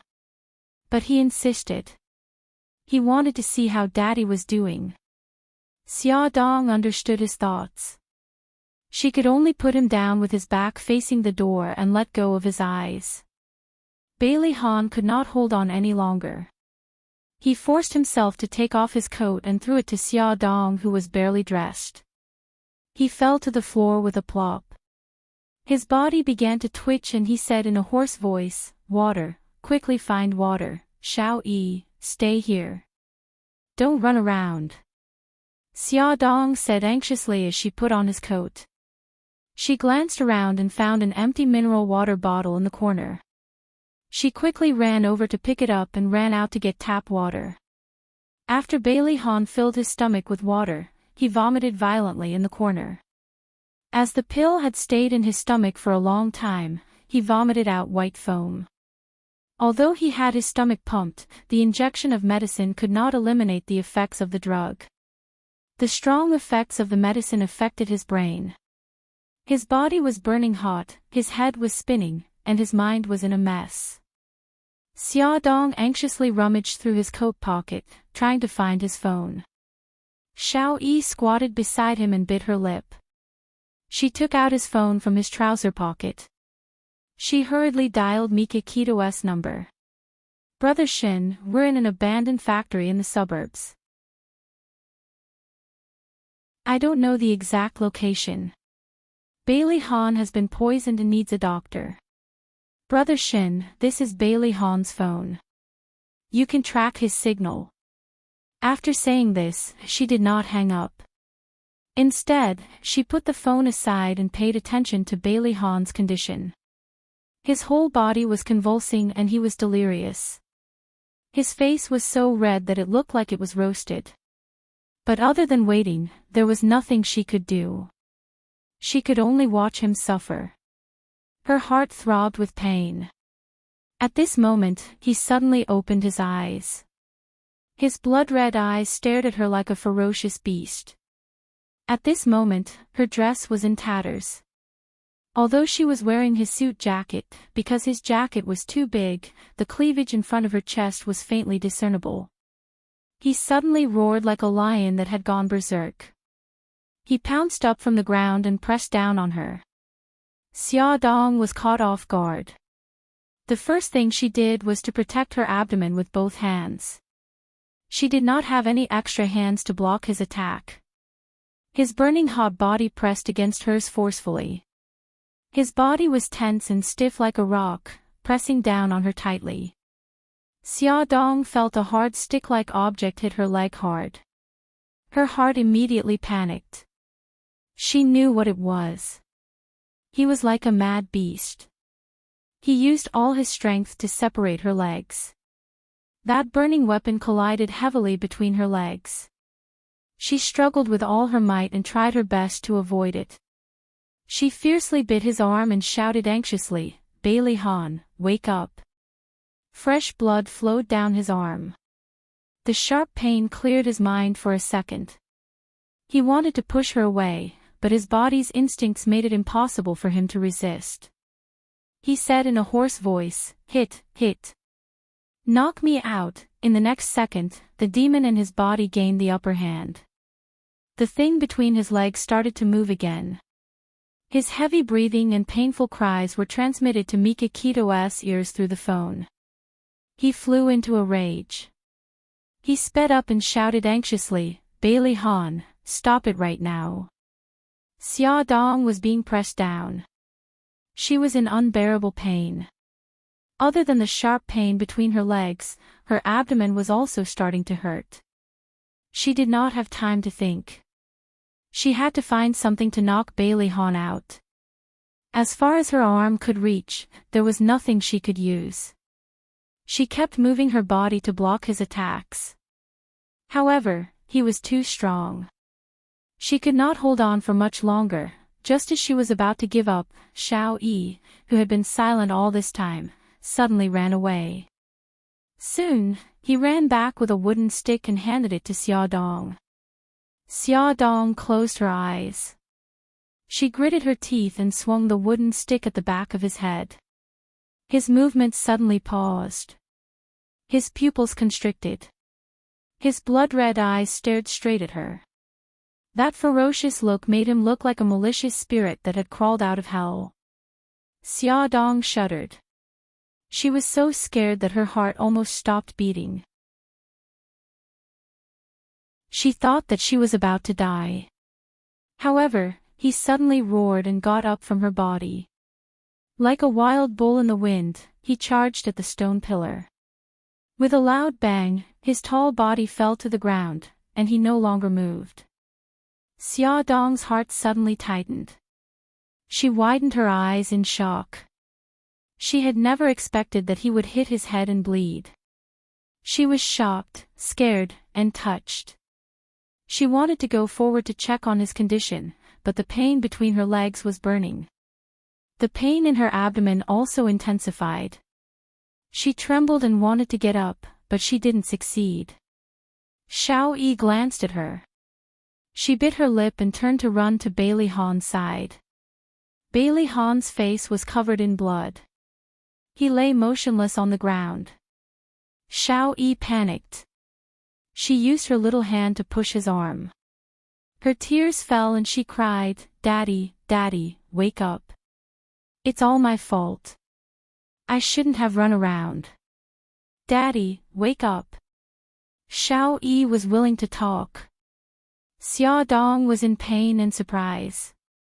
Coupled with fear and sadness, all kinds of complicated emotions mixed together. She couldn't help but feel a lump in her throat. She forced herself to get up from the ground and walked to Bailey Han's side. His face was covered in blood. She trembled as she checked his breathing. Fortunately, although his breathing was weak, at least he was still alive. She immediately saw the part below his abdomen that was almost poking through his pants. She awkwardly averted her gaze. There were so many stimulants and aphrodisiacs. He wouldn't explode, right? Actually, she could help him with it, but her son was beside him. She touched Xiao Yi, who was crying bitterly. She comforted him and herself. "Xiao Yi, don't worry. Your daddy will be fine. He will be fine." Attention, Songshu 566.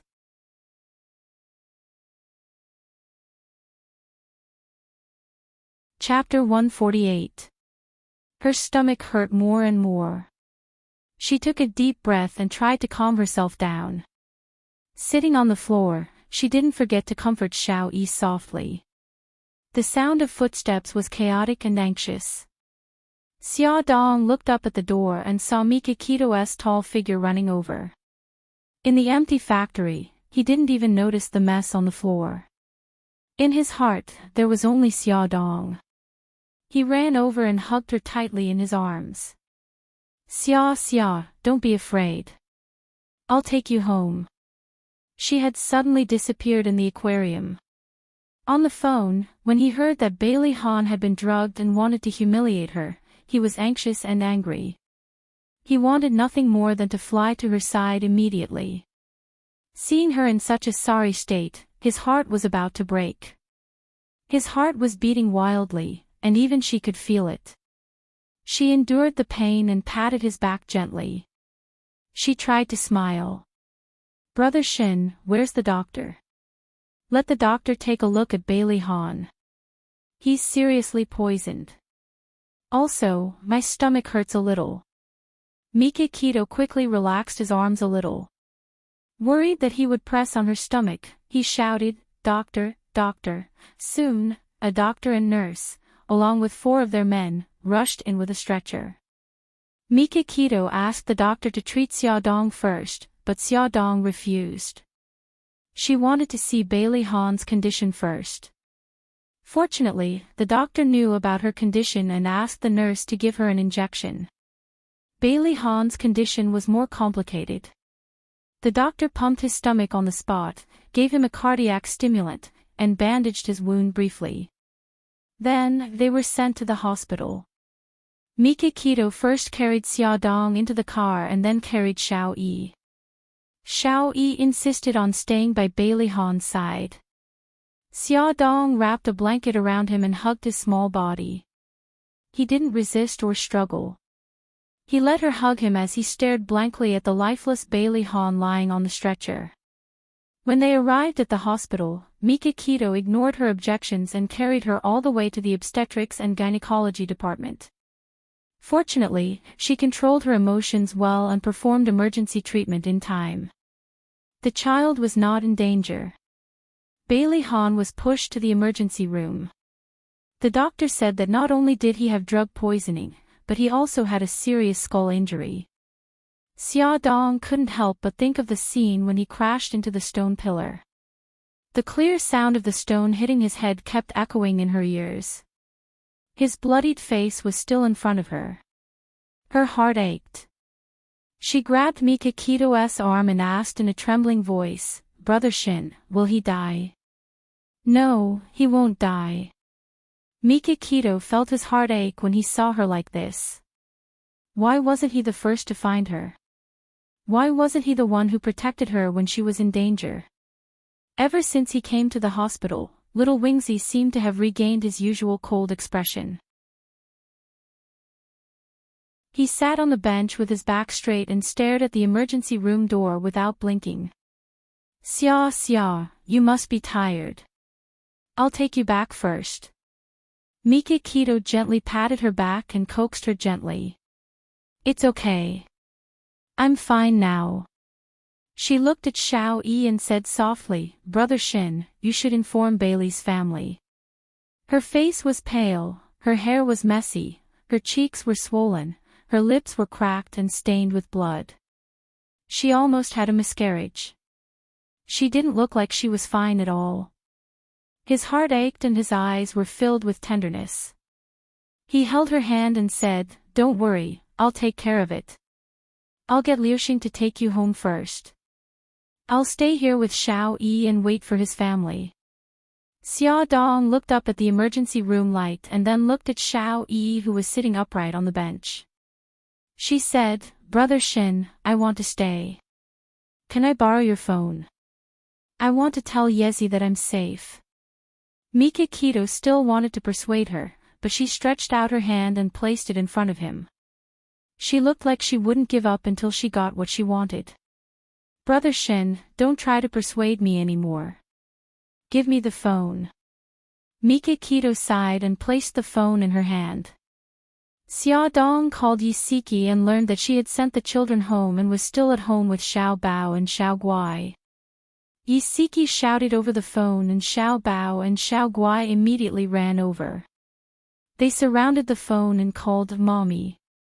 She said a few more words to them before ending the call. 10 minutes later, the people from the Bailey family hurried over. Bailey Xiong walked at the front. Old Madame Xiao was leaning on a walking stick and Bai Jinxiu was holding her arm. The two of them walked in the second row anxiously. Bailey Yun looked indifferent as he walked at the back. Mr. Beitang, how is my son? Bailey Xiong looked anxious and didn't bother to exchange pleasantries. Mikakito stood up. The doctor is giving him first aid. Old Madame Zhao's eyes were red. She picked up Xiao Yi and stroked his head lovingly. What happened? How did Ahan get hurt so badly? Mikakito said calmly, Xia Xia and Xiao Yi were kidnapped. Mr. Bailey was the first to arrive. He subdued the kidnappers and was injured himself. Old Madame Zhao's expression changed when she heard this. She looked at Xia Dong with some dissatisfaction in her eyes, but she didn't flare up because of Mikakito. Bai Jinxiu couldn't help but shout at Xia Dong, it's you again.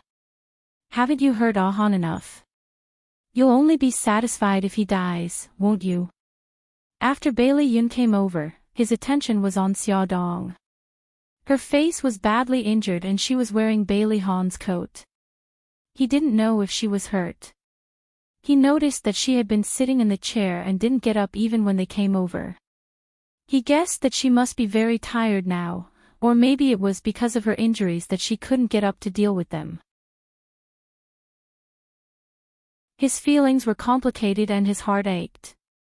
When he heard Bai Jinxiu's reprimand, he could not help retorting, Auntie, what you're saying is too unreasonable.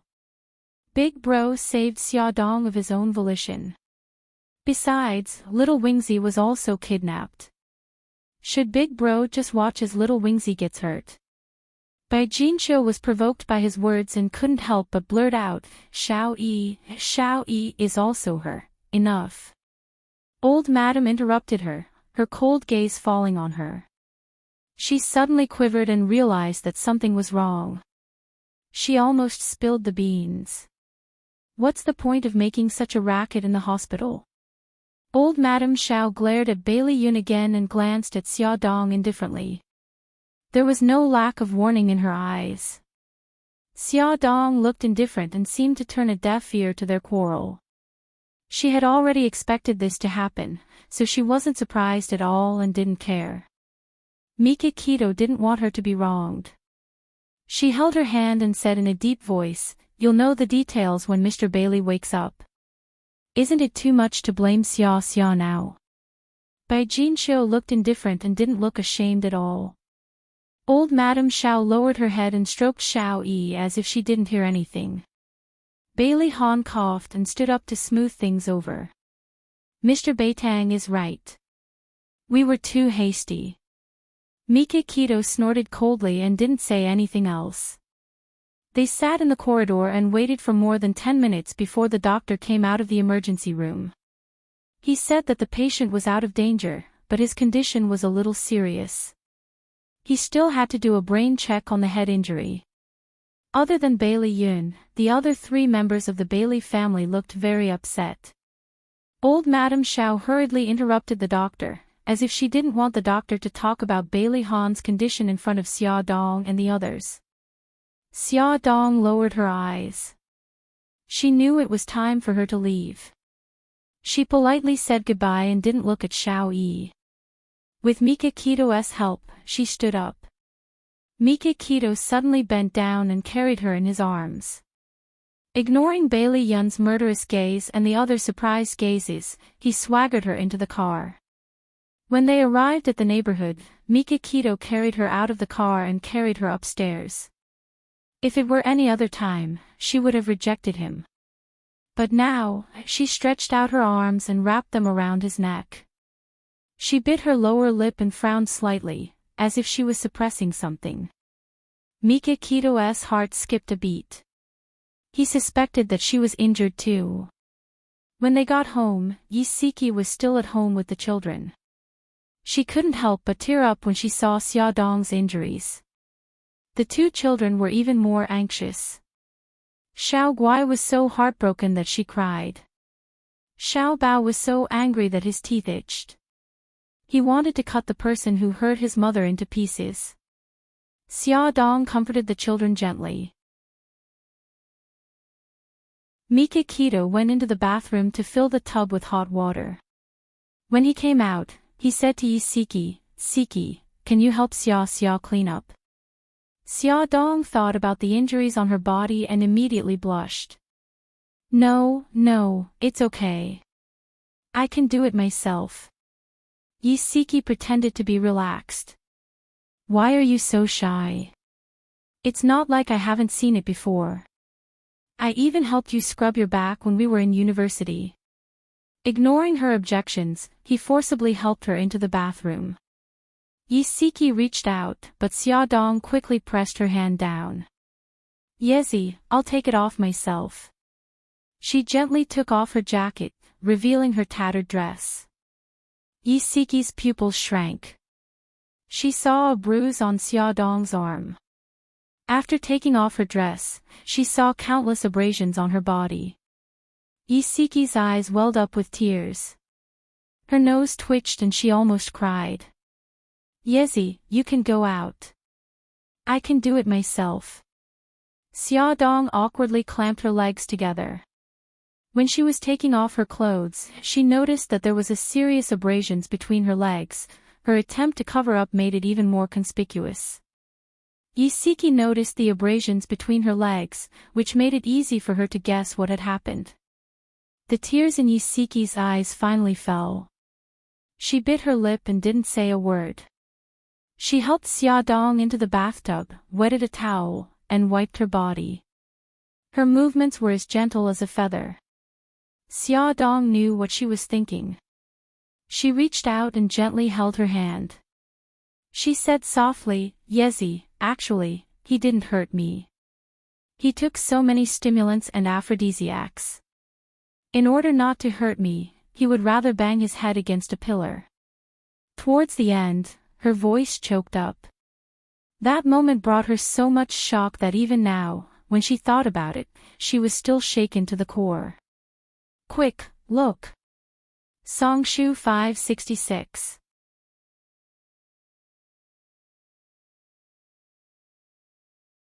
Chapter 149. Yisiki froze for a moment. She thought that Bailey Han had hurt Xia, but she didn't expect it to be like this. After a long time, she sighed softly and said, Xia, sometimes I can't help but think that Bailey Han actually loves you. If it wasn't love, why would he do so many unbelievable things?" Xia Dong was stunned. Because of her words, her heart was in a mess. It seemed that he really did treat her differently. The soft wet cloth gently brushed against her shoulder, careful not to touch her wound. The gentle touch pulled her back to reality. She rubbed her forehead and said softly, "The person he loves should be Su Yunqian. They are a match made in heaven." Isiki sneered as if she had heard a joke. They are a match made in heaven. Of course not. Let me tell you, 2 days ago, old Lin told me something. Bailey Han and Su Yunqian went to his place for a checkup. Su Yunqian went behind Bailey Han's back and wanted old Lin to lie for her. Lie? What lie? Of course she wanted old Lin to say that she was pregnant. Isiki curled her lips in disdain. For a woman to lie to her fiancé and say that she was pregnant, there can only be one possibility. There must be something going on between them. This woman is starting to get scared and wants to use the child to tie her fiancé down. Xia Dong fell silent. She already knew that there was something going on between Bailey Han and Su Yunqian. Perhaps she had to take some responsibility for it. Old Lin also said that when he heard that Su Yunqian wasn't pregnant, Bailey Han's expression turned ugly. Without saying a word, he dragged Su Yunqian away. From the looks of it, the two of them must have quarreled. Isiki's tone was full of schadenfreude. Su Yunqian even threatened old Lin. You didn't see the look of panic on her face. Xia Dong pursed her lips. Look at how vividly you described it. It's like you've seen it before. I haven't, but old Lin has. Isiki gently stroked her hair, her tone filled with pride. Xia Dong's lips curved, but she didn't argue with her. To be honest, if Bailey Han is really interested in you, you should develop a good relationship and give the children a complete family. Isiki said so much, but this was the main point. A complete family. Xia Dong was stunned. The first thing that came to her mind was the scene of Xiao Yi crying in front of Bailey Han at the abandoned factory. Her heart suddenly ached, but the scene changed to 5 years ago. She was lying in the delivery room in the hospital. The old lady broke in with her bodyguards and mercilessly snatched the newborn child from the doctor's hands. At the time, the old lady said, "According to our agreement, I'm taking the child away. If you try anything funny again, you can expect to collect your aunt and uncle's corpses." Japan was under Brother Shin's influence. Originally, it was impossible for the old lady to leave with the child. However, she used the lives of her aunt and uncle to threaten Xia Dong. In the end, she carried the child and swaggered away. Xia Dong leaned against the bathtub tiredly and said calmly, "Easy, first of all, I don't want to get married. I can't even get past the old lady. I know my position very well. I don't want to talk about relationships right now. I just want to take good care of the children. I'm just worried about you. You're a pregnant woman with 2 children. Xiao Guai is even sick. Just thinking about it gives me a headache." Isiki frowned and poked her forehead. "Why don't you want to get married? Why are you so distrustful of relationships? Look at me and old Lin. We've been married for 7 years and we're still doing well." Xia Dong laughed. "Oh, you've been married for 7 years. I wish you success in getting through the 7-year itch." I have full confidence in old Lin." Isiki's face was full of pride. She had always been proud of her husband and trusted him wholeheartedly. "All right, my proud Mrs. Lin, my skin is about to fall off because of you. Can you get up now?" What Xia Dong didn't say was that the wound on her thigh was stained with water and it hurt even more. "Yes, it's fine. Let me help you up." "Wait a moment, I'll help you apply medicine." Isiki took a clean towel and was about to wipe her wound. Xia Dong quickly snatched it from her. "Mrs. Lin, I can do it myself. Please leave us alone for a moment." Isiki rolled her eyes. I've seen your entire body. Why are you still shy? Although she said that, she still put the bathrobe in a convenient place and walked out of the bathroom. Xia Dong wrapped herself in the bathrobe. The fabric rubbed against her wound painfully. She frowned and pretended to be normal as she walked out of the bathroom. Mika Keto took the first aid kit and sat on the sofa to wait for her. Yi Siki was nowhere to be seen. Brother Shin, where's Yezi? Xia Dong wiped her wet hair. Mika Keto naturally took the towel from her and gently wiped her wound. She went back first. She said she was going to cook for Lin Shihao and Nyonyo. I'll help you apply medicine later. Xia Dong was speechless. Could she show Brother Shin her wound? That bastard Yezi must have done it on purpose. Yi Siki did it on purpose. She spared no effort to matchmake her best friend and quickly get married. Because she was pregnant, she didn't even use a hairdryer after washing her hair. She let it dry naturally. Mika Keto wiped her hair carefully with the towel. When her hair was almost dry, he combed her hair with his slender fingers. His fingers weaved through her hair. Xia Dong lowered her head in embarrassment, revealing half of her fair neck. Under the soft lighting, she looked even more charming. Mika Keto tucked her long hair behind her ear and said gently, "Okay, let's go back to the room now. I'll apply medicine for you." Xia Dong quickly grabbed his hand that was carrying the first aid kit and smiled awkwardly. "It's okay, Brother Shin. I can do it myself." "You can't do it yourself." Before Yi Siki left, he had specifically told her that she had a wound on her back too. He knew she was shy, but he was more worried about the wound on her back getting infected. "Then I won't do it. It's just a small wound." "It's okay." Xia Dong's face was burning. "I'm your older brother. You don't have to worry about so many things." Mika Keto frowned. "Do you want me to carry you or do you want to walk on your own?" Xia Dong pulled a long face. "Brother Shin." Mika Keto was determined. Ignoring her resistance, he bent down and picked her up. Xia Dong sat on her bed while Mika Keto stood beside her bed. His gaze was strong but not lustful.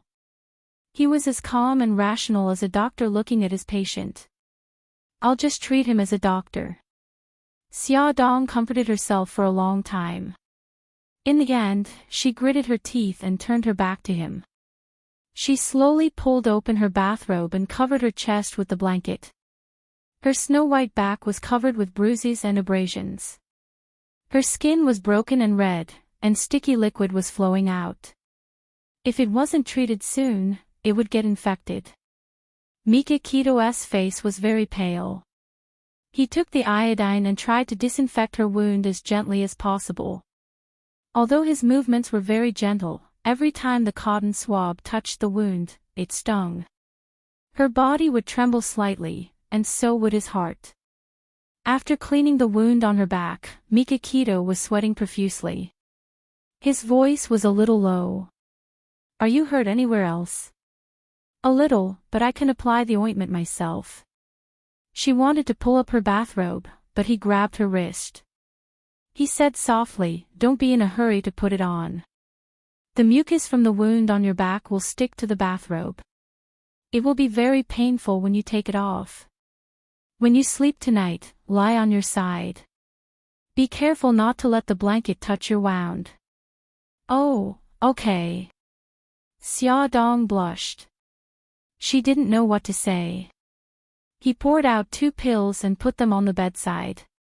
Xia, I put some anti-inflammatory medicine on the bedside. Remember to take it later." Okay. Remember to treat the other wounds. I'll make you something to eat." Mika Keto touched her head. His voice was full of tenderness. "What do you want to eat tonight?" "Seafood porridge. Brother Shin's seafood porridge is very delicious." Mika Keto's lips curved into a smile. Xia Dong breathed a sigh of relief when she heard the door close. She got out of bed and locked the door. She took off her bathrobe completely. Her legs were bruised and covered with bruises, especially at the base of her legs, where the skin was scraped. When she disinfected her wound with the iodine, it was so painful that she saw stars. After disinfecting her wound, she applied the special ointment Mikakito left for her and took the anti-inflammatory medicine. Then, she covered herself with the blanket and lay on her side to rest. Beitang Shen left the room and comforted the children with a few words. Then, he took his phone out and went to the corridor outside.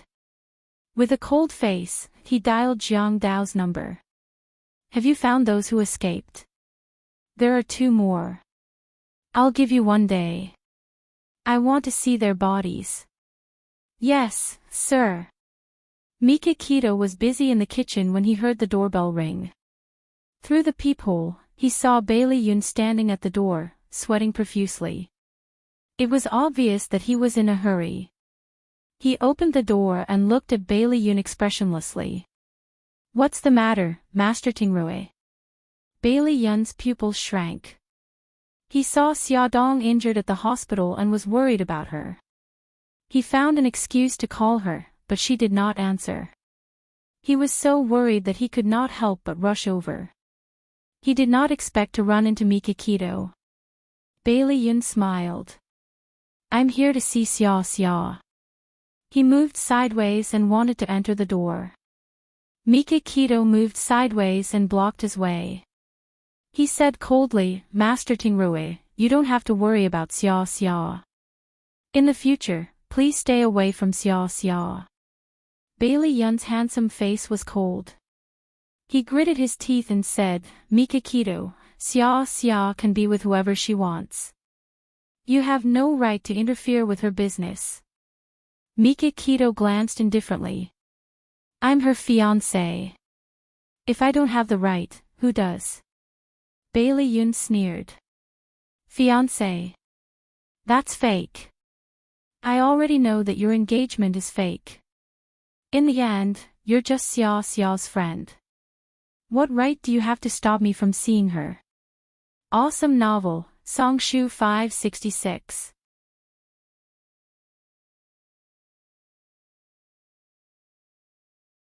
Chapter 150. Mikakito's gaze was sinister and sharp. "Because I have the ability to do so." Bailey Yun's face turned pale.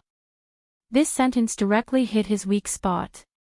He was only an illegitimate son of the Bailey family. Other than having a nominal position in the Bailey group, he had no ability to compete with him for Xia. He clenched his fists and gritted his teeth. His slender foxy eyes were filled with anger, humiliation, and hatred.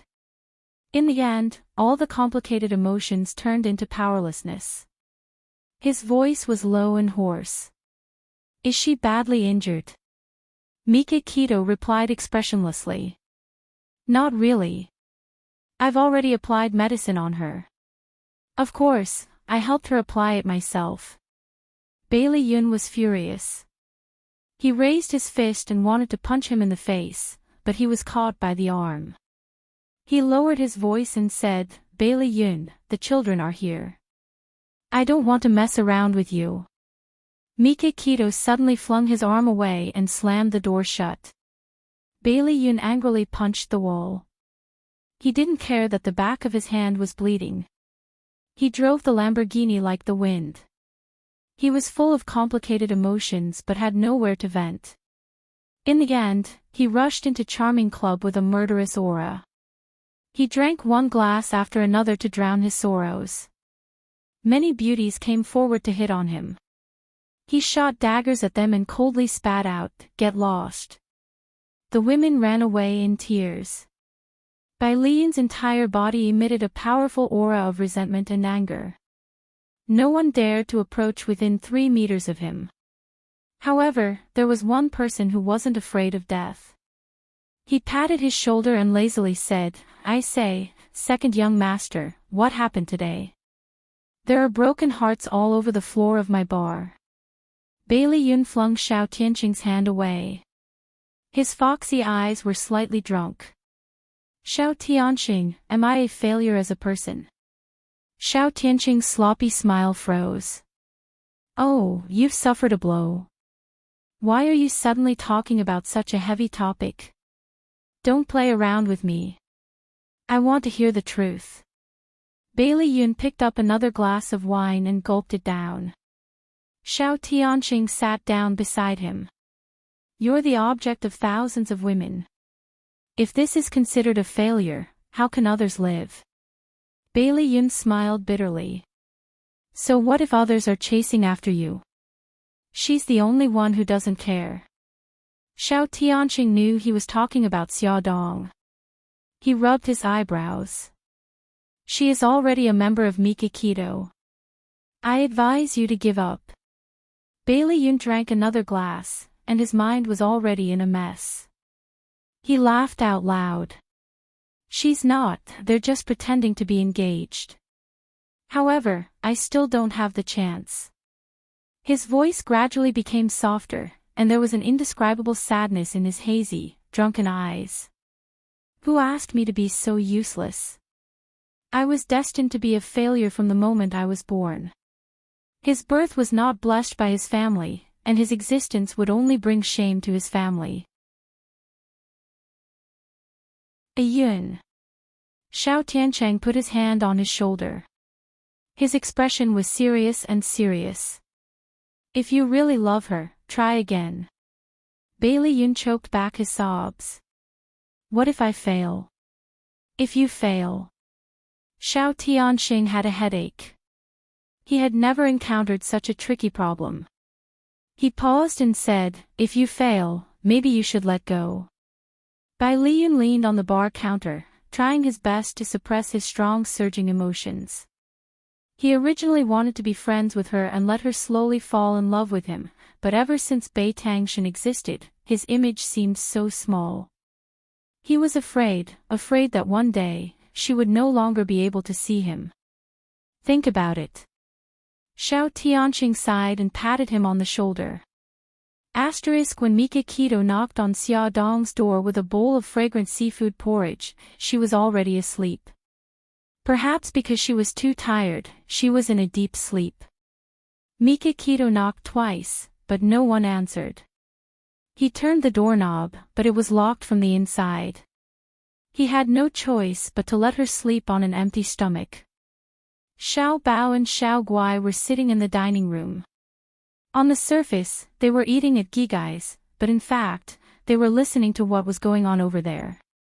When he saw Mikakito coming back with a bowl, Xiao Bao gritted his teeth and said, Uncle Shin, you have to make the person who hurt Mom pay the price. Mikakito patted his head. I will. Hurry up and eat before it gets cold. Hospital, VIP ward. Bailey Han was lying among a pile of instruments and tubes. His head was wrapped in gauze, and his face was pale. His handsome eyebrows were tightly knitted, and his thin lips were tightly pursed, making him look very fragile. Bai Jinqiu sat by his bed, and old Madame Bai was also sitting by the side with Xiao Yi in her arms. The three of them looked worried. Su Yunqian knocked on the door and walked in. She said anxiously, Grandma, Mommy Bai, how is Han? Old Madame Bai sighed. He's out of danger, but he hasn't woken up yet. Old Madame Bai still didn't know that Su Yunqian was faking her pregnancy, so her attitude towards her was normal. How did Han get injured? Su Yunqian looked distressed. Before old Madame Bai could say anything, Bai Jinqiu snorted coldly. It's all because of that woman, Xia Dong. She and Xiao Yi were kidnapped, and Han got injured in order to save them. Bai Jinqiu's words were full of disgust for Xia Dong, and he didn't even consider that his words would hurt Xiao Yi. Xiao Yi was already feeling guilty. When she heard this, her small body stiffened, and she couldn't help but clench her fists. Old Madame Bai keenly sensed the change in his emotions, and she hugged him tighter. She said in a deep voice, Jinqiu, you can't blame Xia Dong and Xiao Yi for this. If you want to blame someone, blame those vicious kidnappers. How dare they target our Bailey family? Su Yunqian was shocked and angry. She didn't expect that group of idiots would lead Bailey Han to them. She had clearly hinted to them that Mikakito was Xia Dong's backer. She clenched her fists again and again to suppress the anger in her heart. She revealed a shocked expression. Xiao Yi was kidnapped too. Is Xiao Yi all right? She bent down, wanting to touch Xiao Yi's head. The moment her palm landed on the top of his head, Xiao Yi screamed and hit and kicked her. Old Madame Bai repeatedly comforted her. Don't be agitated, baby Yi. It's okay. Great-grandma is here. Su Yunqian took a few steps back, and her expression was a little ugly. Bai Jinqiu comforted her. Yunqian, don't mind him.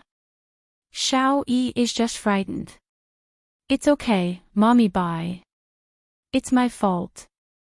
I know that Xiao Yi will be more agitated when he sees me, but I still can't help but want to care about him.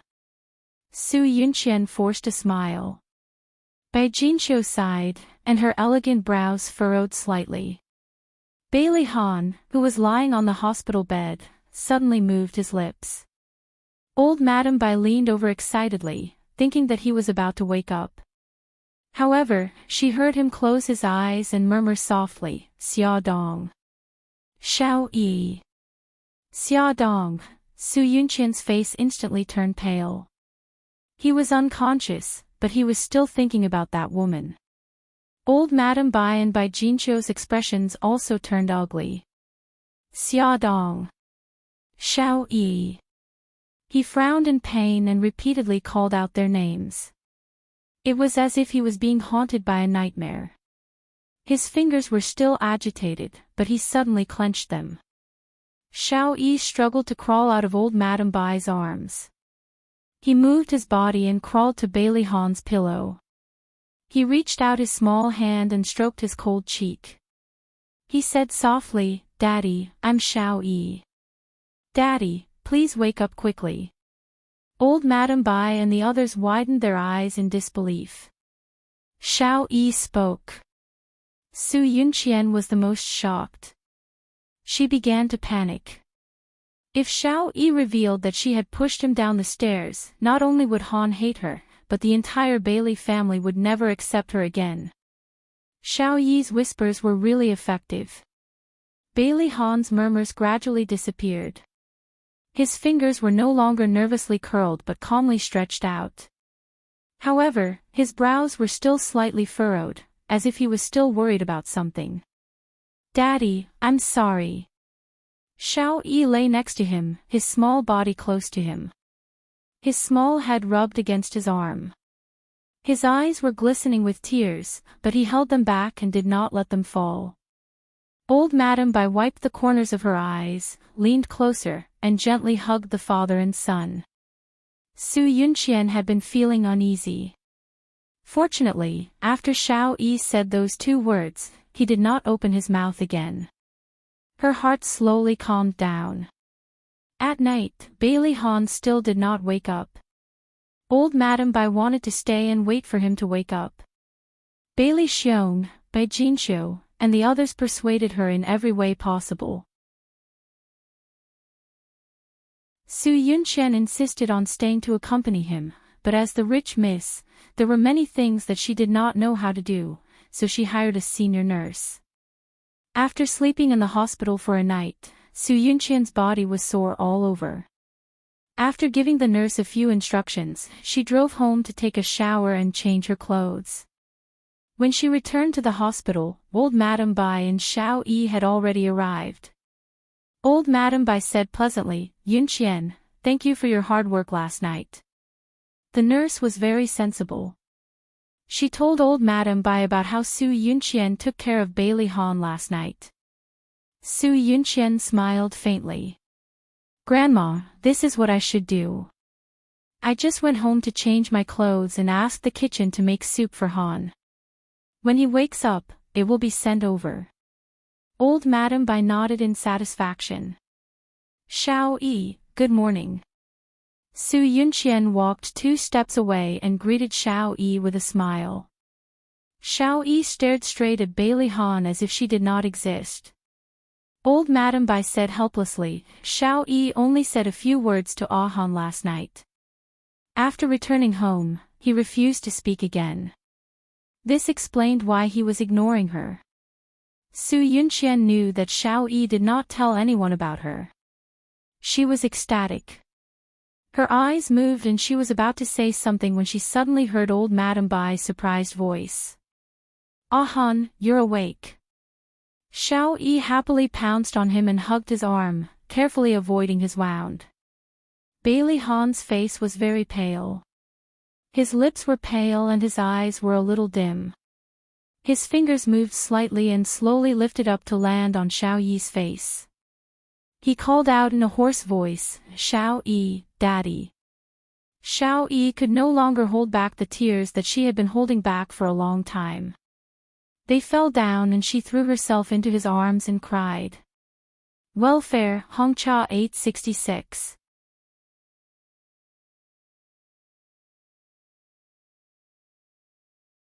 Chapter 151. The corners of Bailey Han's lips curled up.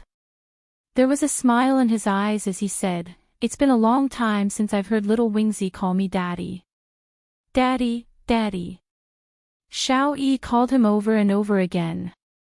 Her clear voice echoed in the ward. Old Madame Gu couldn't help but feel sad and wipe her tears. Grandma. Bailey Han smiled at old Madame Gu. I want to see Xia Dong. Old Madame Gu froze in the middle of wiping her tears. Su Yunqian stepped forward and forced a smile. Han, you just woke up and your body is still very weak. Have a good rest. Bailey Han didn't look at her. His eyes were firmly fixed on old Madame Gu and he said again, Grandma, I want to see Xia Dong. He was indeed still very weak. He was already panting after saying a few words. Old Madame Gu couldn't bear to refuse him when she saw him enduring the pain. She sighed and walked out of the ward. Su Yunqian followed her and said in a low voice, Grandma, are you really going to ask Xia Dong to come over? Old Madame Gu was helpless. Yunqian, you know Ah Han's temper. If I don't let him see Xia Dong, he won't cooperate with the treatment. In his current condition. I have to agree. Grandma, you're right. I didn't think it through.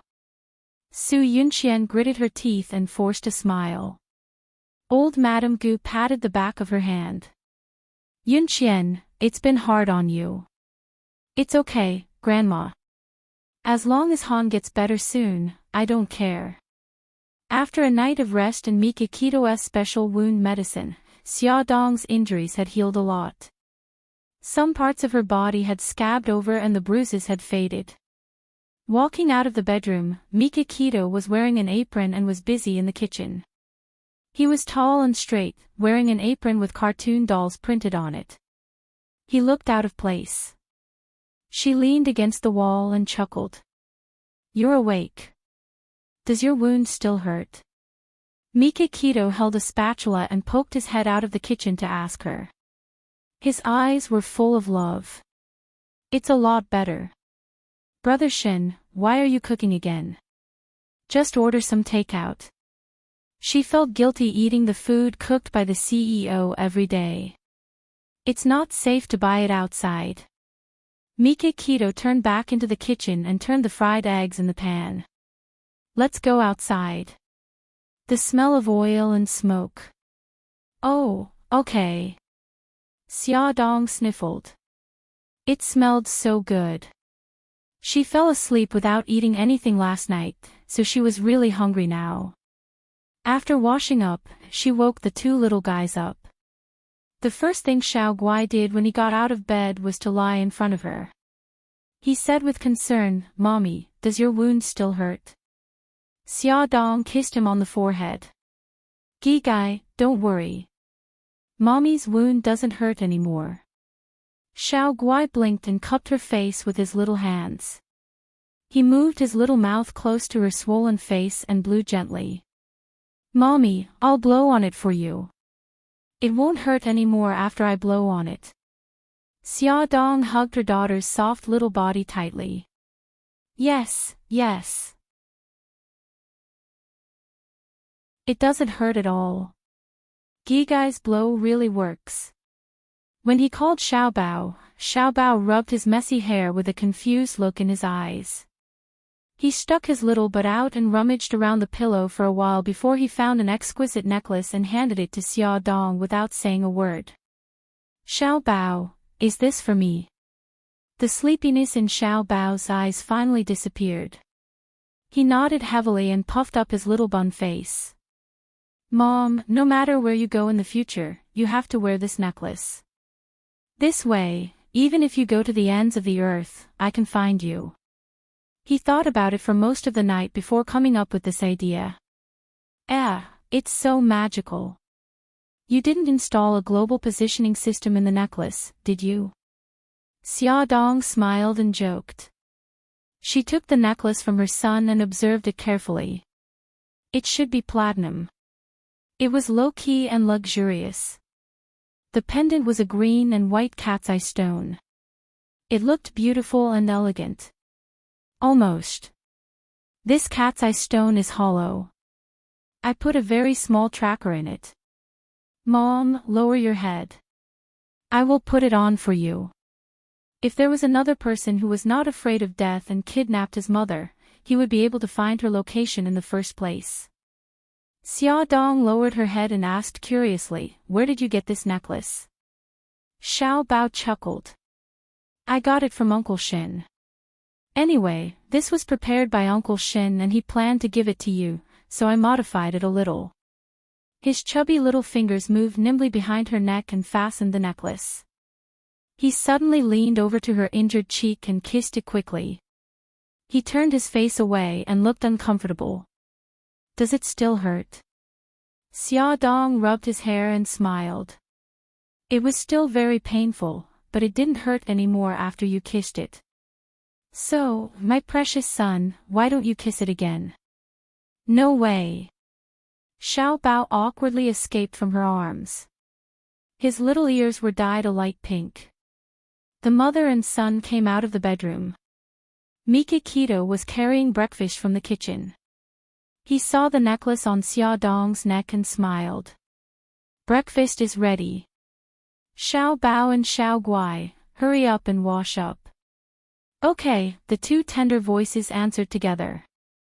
They smiled. It felt good to have Mommy and Uncle Shin. After breakfast, Mikakito went to the office while Xia Dong stayed at home.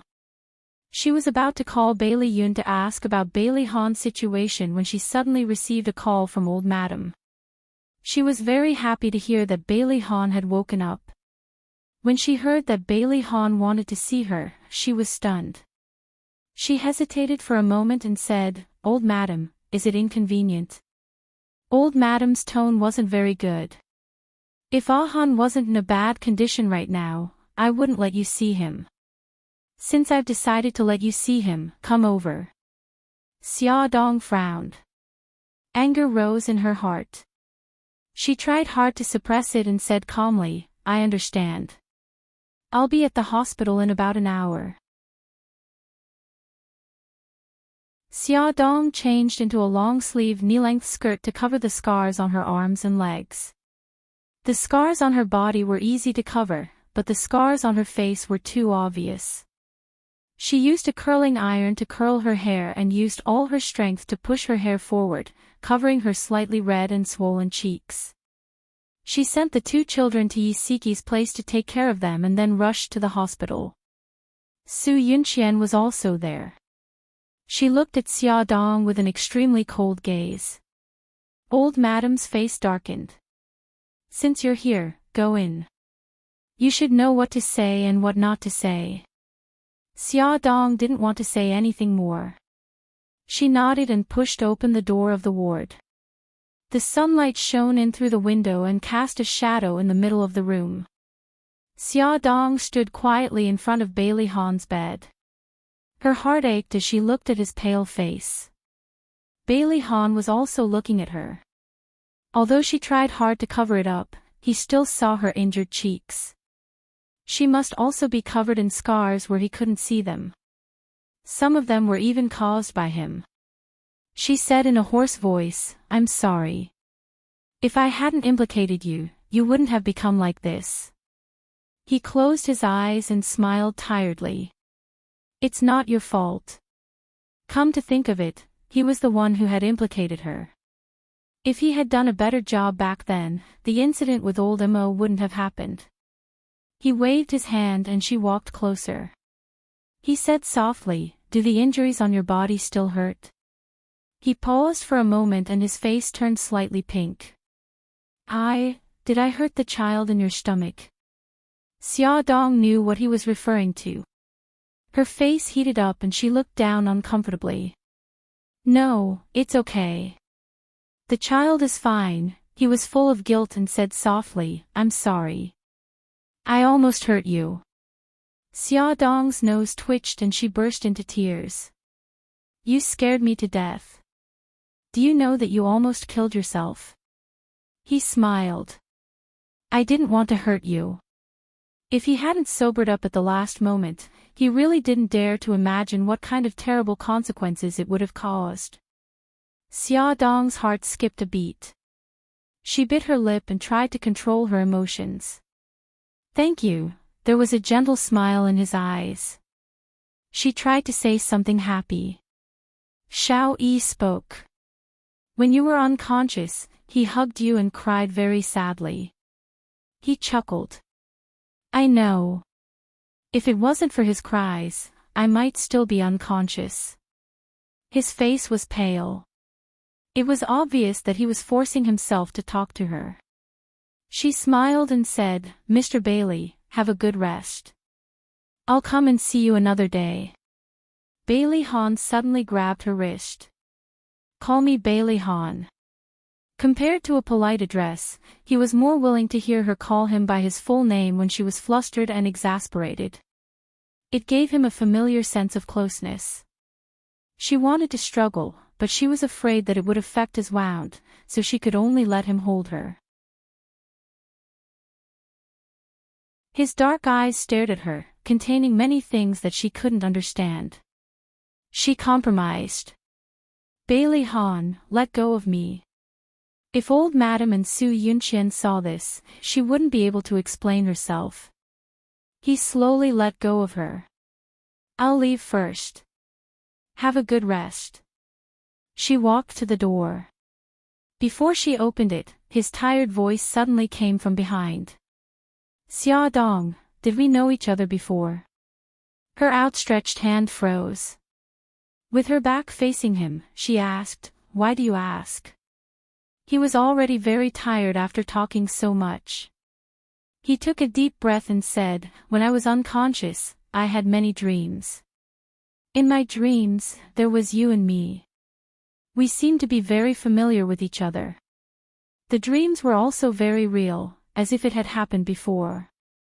She dug her fingers into her palms. "What did you dream of?" "I don't remember." He actually only remembered one scene. He was carrying her in his arms as they walked through the forest. It was raining heavily, and she was leaning on his chest like a weak kitten. He could even clearly remember how he felt at that time. The joy of finding something he had lost, the worry, and the love that was so thick that it couldn't be dissolved. She closed her eyes and said lightly, "No, we didn't know each other before. That was the first time we met at the ERC press conference." He said slowly, "I still remember that you approached me several times and said that you needed my help. You even said that you didn't come back to disturb me on purpose. The way you spoke was like an old acquaintance." Come and see, Hongcha 866.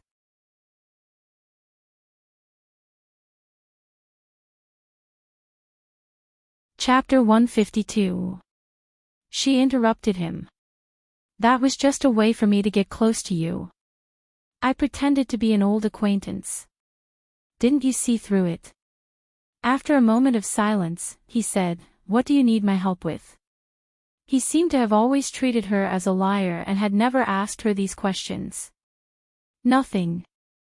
I just wanted to get an advertisement for Glamour magazine." "Didn't I successfully sign an advertisement contract with your company?" He shook his head. He didn't believe it. What had happened in the past few months replayed in his mind like a movie. He didn't believe that she got close to him for such a simple purpose. He was even more suspicious of her saying that they didn't know each other in the past. However, he didn't have the energy to confront her now. "I'll leave first." Xia Dong didn't want to say anything more. She opened the door and walked out. Old Madame Dowager and Su Yunqian were sitting in the corridor. When they saw her come out, their eyes fell on her at the same time. Xia Dong nodded at them. "He's tired. I'll leave first." She didn't wait for them to answer and left directly. She was also very tired and didn't want to pretend to be polite to them.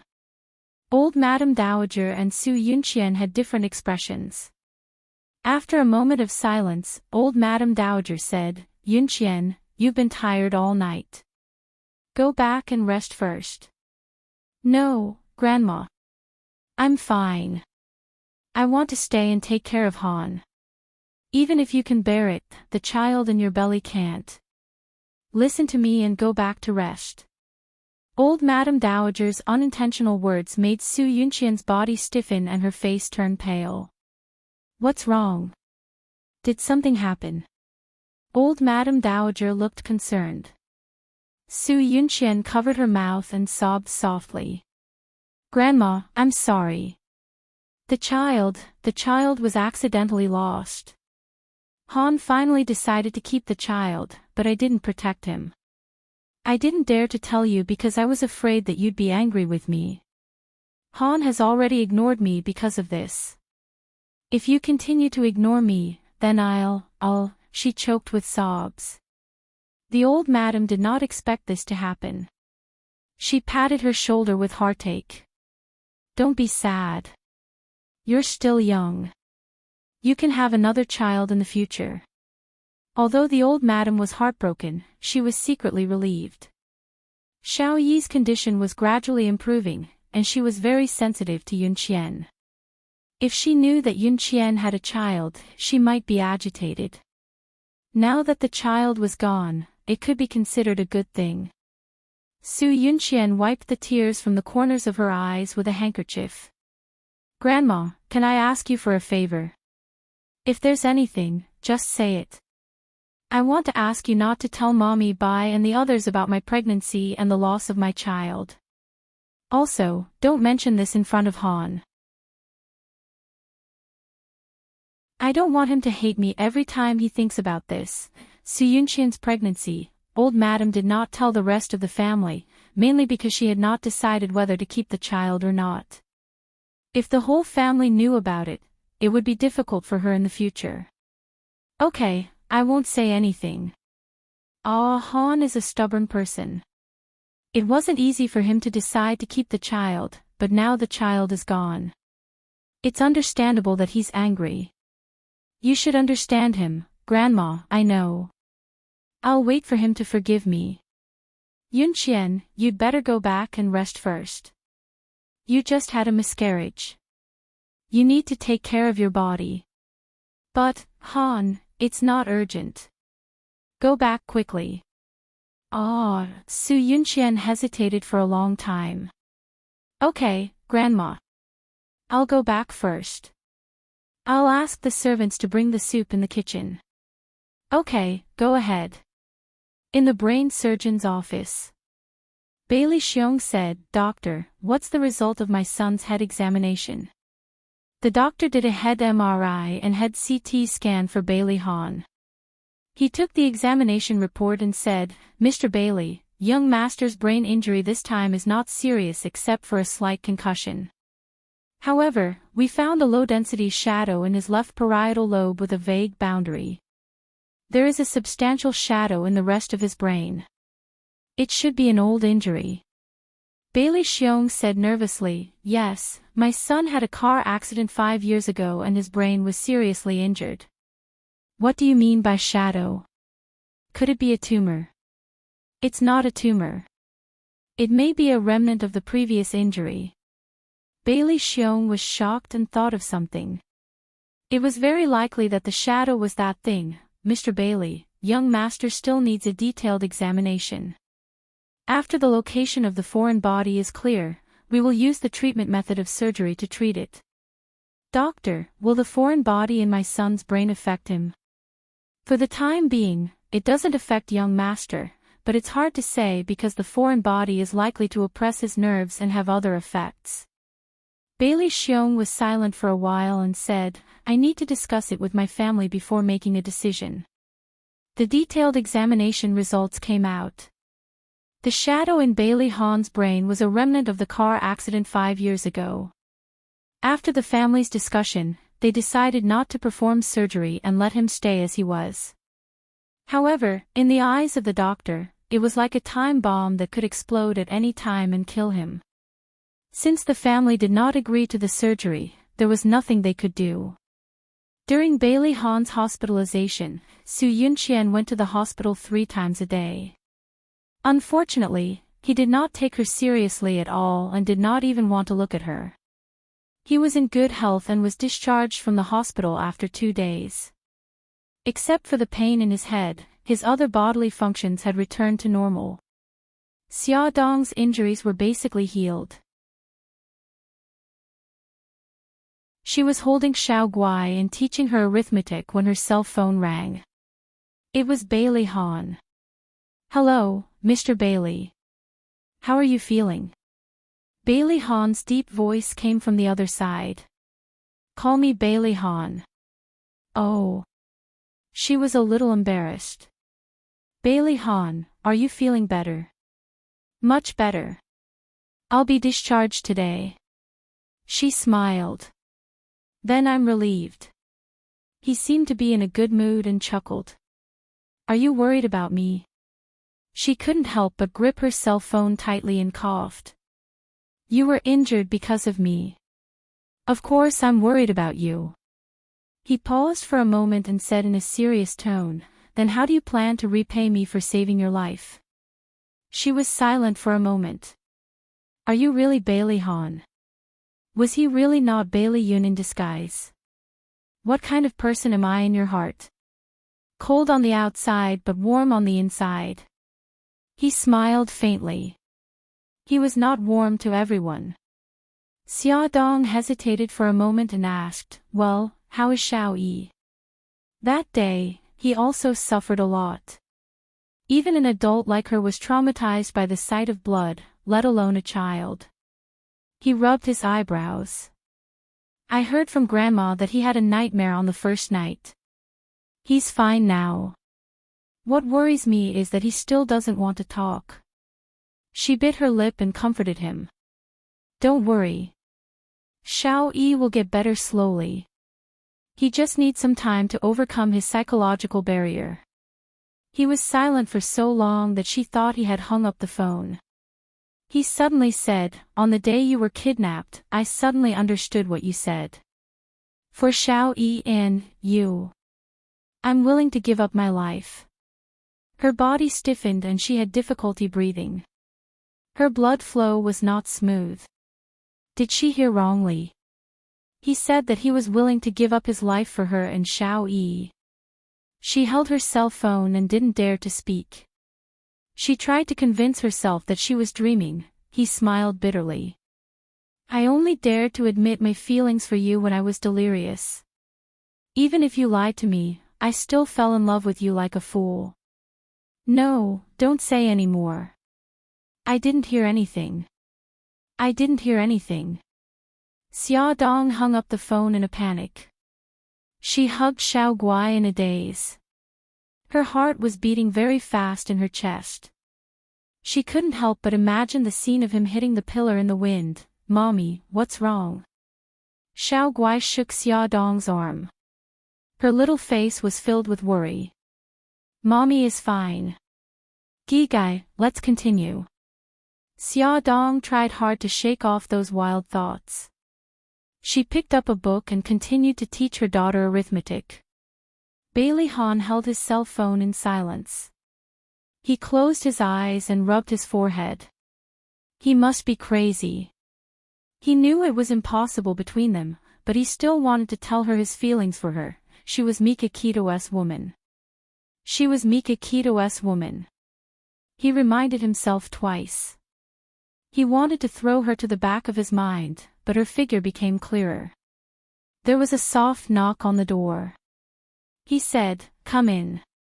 Lin Yi walked in. "Mr. Bailey, are you okay?" Bailey Han extended his hand and gestured for him to sit. "I'm fine now. Dr. Lin, I invited you here to ask you something. Xiao Yi clearly spoke when I was injured, but now he's not saying anything. What's going on?" Lin Yi furrowed his eyebrows. "Can you be more specific? What happened?" Bailey Han crossed his arms and told him everything that happened that day in detail. Of course, he didn't mention Xia Dong's name and that old Mo came for revenge. After that, he told her about how little Wingzi had cried while he was unconscious. Lin Yi thought about it seriously for a few seconds before saying, "I think little Wingzi's autism is almost fully recovered. The reason why he doesn't want to talk now is probably because he feels guilty and doesn't know how to communicate with you. You also said that little Wingzi felt very guilty. He felt that he was the cause of this kidnapping and your injury. Then what should we do? Communicate with him patiently. You have to send a message that you love him very much. The kidnapping has nothing to do with him. It's not his fault that you're injured. Use positive emotions to influence him and let him walk out of his guilt. Also, divert his attention. Don't let him think about it all the time." "I understand. Thank you, Dr. Lin." "You're welcome. Let me know if you need me." Attention, Songshu 566.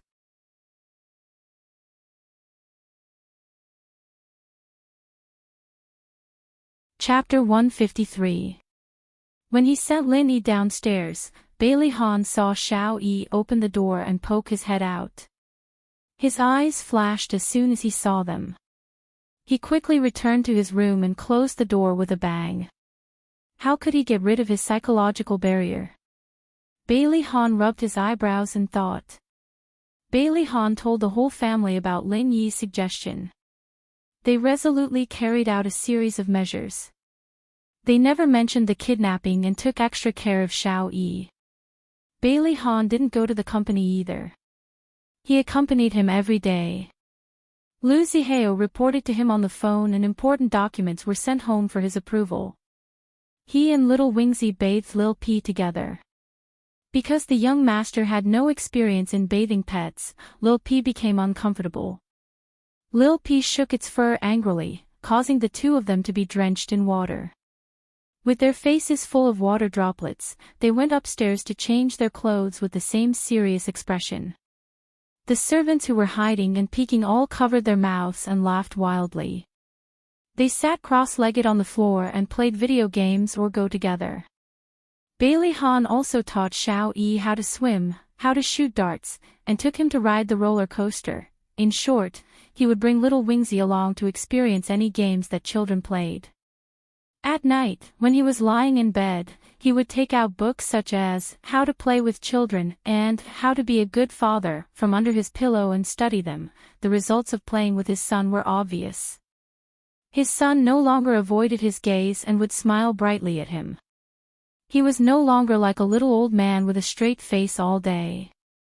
Unfortunately, his son still refused to speak. He had the patience to cure his son, but Lu Zihao couldn't take it anymore. Lu Zihao was about to cry. It had been a week, a whole week.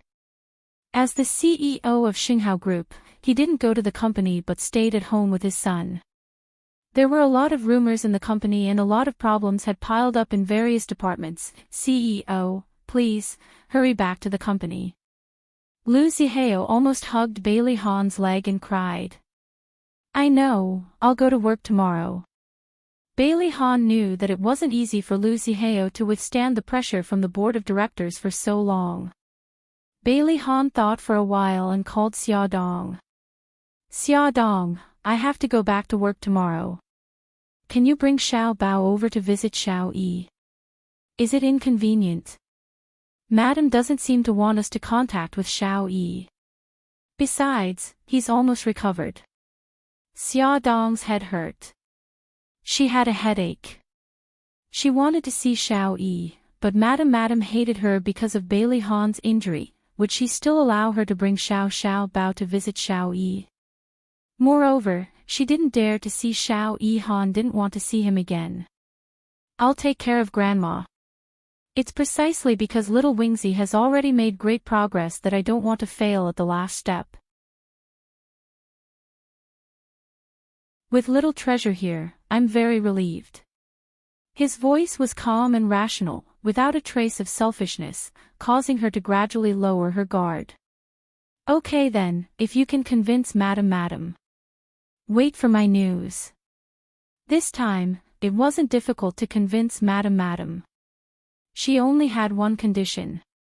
Han, you've neglected Yunqian for so long. No matter how angry you are, it's time to let it go. If you want me to agree, that's fine. From today onwards, you and Yunqian will resume contact. You're not allowed to refuse her calls, and you're not allowed to shut her out. Okay, no problem. It was just resuming contact. This was simple. Madam wasn't easy to deal with. Call her right now and invite her over for dinner tonight. Okay. Bailey Han's expression was indifferent. After dialing the number, he calmly said the invitation. Su Yunqian was naturally ecstatic. She thought that Bailey Han was the first to extend an olive branch, which meant that he had forgiven her. Of course, she happily accepted the invitation. Grandma, I've already made the call. When Xia Dong comes over tomorrow, don't give her a hard time. Am I that kind of person? Madam was angry and unconvinced. The banquet seemed normal, but in fact, there was an undercurrent surging. Bailey Han ate quietly and elegantly. Occasionally, he would pick up food for Xiao Yi and ignore the others. Madam, who was sitting opposite him, poked his leg with her walking stick. He received her threatening gaze and picked up Su Yunqian's favorite food. He put it on her plate and smiled. Yunqian, this is your favorite osmanthus fish. Try it. Thank you. Su Yunqian smiled faintly and used her chopsticks to pick up his favorite pork ribs. Before her arm reached his plate, Xiao Yi suddenly slammed her chopsticks on the table. She was shocked and her chopsticks shook. The pork ribs flew into Bailey Han's arms. Everyone's gaze shifted to them. The servant hurried forward and wiped Bailey Han's face. This. Han, I'm sorry. Her cheeks were burning. She had never lost her composure in front of so many people. It's okay. I'll go upstairs and change. Bailey Han pushed his chair away and stood up. Xiao Yi acted as if nothing had happened. She picked up her chopsticks and ate quietly. Su Yunqian gritted her teeth so hard that they were about to shatter. That damn brat, he must be doing it on purpose. How did old Mo and his group of trash kill him last time? He was like a bomb, constantly reminding her that her weakness was in his hands, and he could destroy her at any time. What did she have to do to shut him up forever? The next day, Xia Dong brought Xiao Bao to Bailey's old residence. She had already prepared herself for people to roll their eyes at her, but she didn't expect the butler to be so nice to her. Xiao Bao went upstairs and was not as lively as usual. He leaned over to Xiao Yi's ear and chattered non-stop. He silently squatted in front of Xiao Yi and looked her up and down with his clear eyes. Xiao Yi felt uncomfortable under his stare. Xiao Bao suddenly said, Bailey Yi, do you know that sometimes I really hate you to death? Xiao Yi's small body stiffened. Sure enough, everyone hated him because of that incident. Xiao Bao hit his forehead hard. You're really annoying. You obviously know how to talk, but you don't say it. You make everyone so anxious. Even my mommy cried a few times because of you. That woman cried because of him. It seemed like something she would do. When she was kidnapped, she even took a bullet for him. It wasn't unusual for her to cry because of him. Xiao Bao saw that he was in a daze and snorted coldly. Let me tell you, don't think that my mommy is pretending just to get close to your daddy. My mommy doesn't want to get close to him. If it wasn't for Gigai. Forget it, I won't say so much to you. Gigai. Xiao Yi suddenly turned her head and stared at Xiao Bao. What's wrong with Gigai? Oh, you're finally willing to talk. Xiao Bao glared at her angrily. Gigai is my sister. Why are you so concerned about her? Xiao Yi choked on his words. Her round face puffed up and her eyes sparkled. She paused for a few seconds and said, she's my friend. It's natural for me to care about her. Who was the one who poured a drink on Gigai and caused her to fall ill? Xiao Bao was very vengeful. He would remember anyone who dared to hurt the people he cared about for the rest of his life. I was wrong at that time. I apologize. Even though Xiao Yi was apologizing, she still looked insufferably arrogant. Can you tell me now what happened to Gigai? Also, why did a drink cause her to fall ill? What's wrong with her? Xiao Yi's eyes had a sharpness that didn't match her age. She caught the information that Xiao Bao had inadvertently revealed in his words. Xiao Bao rolled his eyes and sat across from him. Crossing his short legs, he said, I can tell you, but you have to tell me who your mommy is first. Xiao Yi's expression darkened. I don't know either. She passed away right after I was born. Have you seen her picture? He lowered his head sadly. No, I don't know what she looks like. How did your mommy pass away? Xiao Yi clenched her fists and gritted her teeth. They said that she eloped with someone and got into a car accident, but I don't believe them. I think she's still alive. Xiao Bao didn't know how to comfort him. He patted his little shoulder and changed the question. Bailey Yi, how old are you this year? Xiao Yi stared at him. Why are you asking this? His mind jumped too quickly. Don't worry about it. Just tell me the answer. Xiao Bao had always been brooding over the fact that Bailey Han had abandoned the three of them and had a child with someone else. Therefore, he really wanted to find out who Bailey Han had given birth to Bailey Yi and when he had started to betray his mother. Xiao Yi thought of his condition and answered reluctantly, 4.5 years old. Xiao Bao's pupils shrank. He and Xiao Guai were also 4.5 years old. Bailey Han, that bastard, was actually fooling around with another woman when his mommy was pregnant. He was so angry. He gritted his teeth and asked, then what's your birthday? The 6th of February. Xiao Bao was petrified. The 6th of February. His and Xiao Guai's birthdays were also on the 6th of February. Boo-hoo, he was going to kill that bastard Bailey Han. No one was going to stop him. Xiao Bao suddenly jumped up from the ground. With a fierce expression, he walked out without a word. Xiao Yi was dumbfounded and called out to him, Hey, where are you going? Xiao Bao turned around and bared his teeth sinisterly. I'm going to kill Bailey Han. Xiao Yi was stunned at first. Then, he held his stomach and laughed heartily.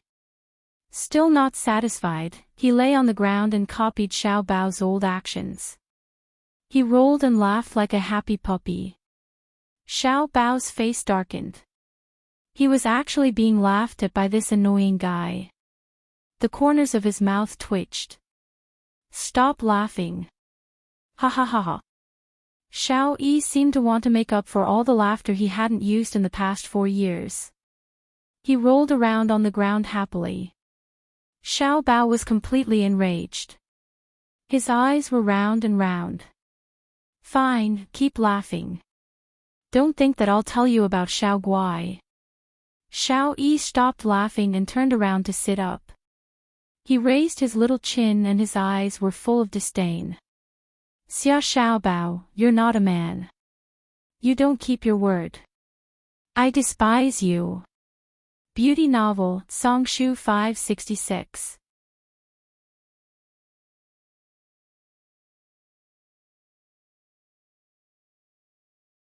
Chapter 154. Xiao Bao raised his eyebrows, a mischievous glint in his black eyes. I'm not a man, I'm a child. This time, it was Xiao Yi's turn to grit his teeth in anger. Xia Xiao Bao, you cheated. All's fair in war. Bailey Yi, I'm sorry. Xiao Yi's eyes widened. He seemed to have thought of something and suddenly curled his lips. It's okay if you don't tell me. I'll find out myself. Take your time. Xiao Bao shrugged nonchalantly. If you have the ability to find out, it'll prove that what I said is true. Xiao Yi snorted. Don't worry. After I find out, I'll tell great-grandmother about it so that she won't have to worry. He could tell that great-grandmother didn't like Xia Dong either. It was as if she was afraid that she would steal Daddy away. Xiao Bao glared at him. You win. So, are you willing to tell me the truth now? Xiao Yi crossed his arms arrogantly. Xiao Bao glared at him fiercely. I can tell you, but you have to swear on your mommy's name that you won't tell anyone about this. If you break your oath, your mommy will never be reincarnated. Xiao Yi said angrily, that's too cruel of an oath. Xiao Bao shrugged. As long as you don't break your oath, everything will be fine. Xiao Yi was conflicted. In the end, his curiosity won out. He gritted his teeth and said, I swear that I won't tell anyone about what you told me. Otherwise, my mommy will never be reincarnated. Okay, you can tell me now. Very good. You have to remember your oath. Xiao Bao patted his shoulder in satisfaction. This is what happened. Xiao Bao only talked about his sister's illness and how his mother had no choice but to give birth to a child with the same blood as Gigai to save Gigai. As smart as Bailey Yi was, he immediately reacted. His eyes widened in disbelief. So, you and Xiao Guai are also Daddy's children. That's right. Xiao Bao pouted in disdain. But I won't acknowledge him.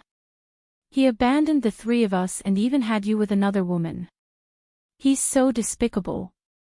Xiao Yi didn't recover from the huge shock for a long time.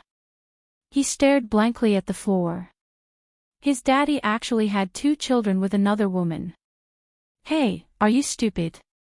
Xiao Bao poked his arm with his finger. You've already sworn that you won't tell anyone. Do you hear me? No, that's impossible. Xiao Yi grabbed his hair angrily. Didn't you say that your daddy is Mikakito? Xiao Bao rolled his eyes. I was lying to you.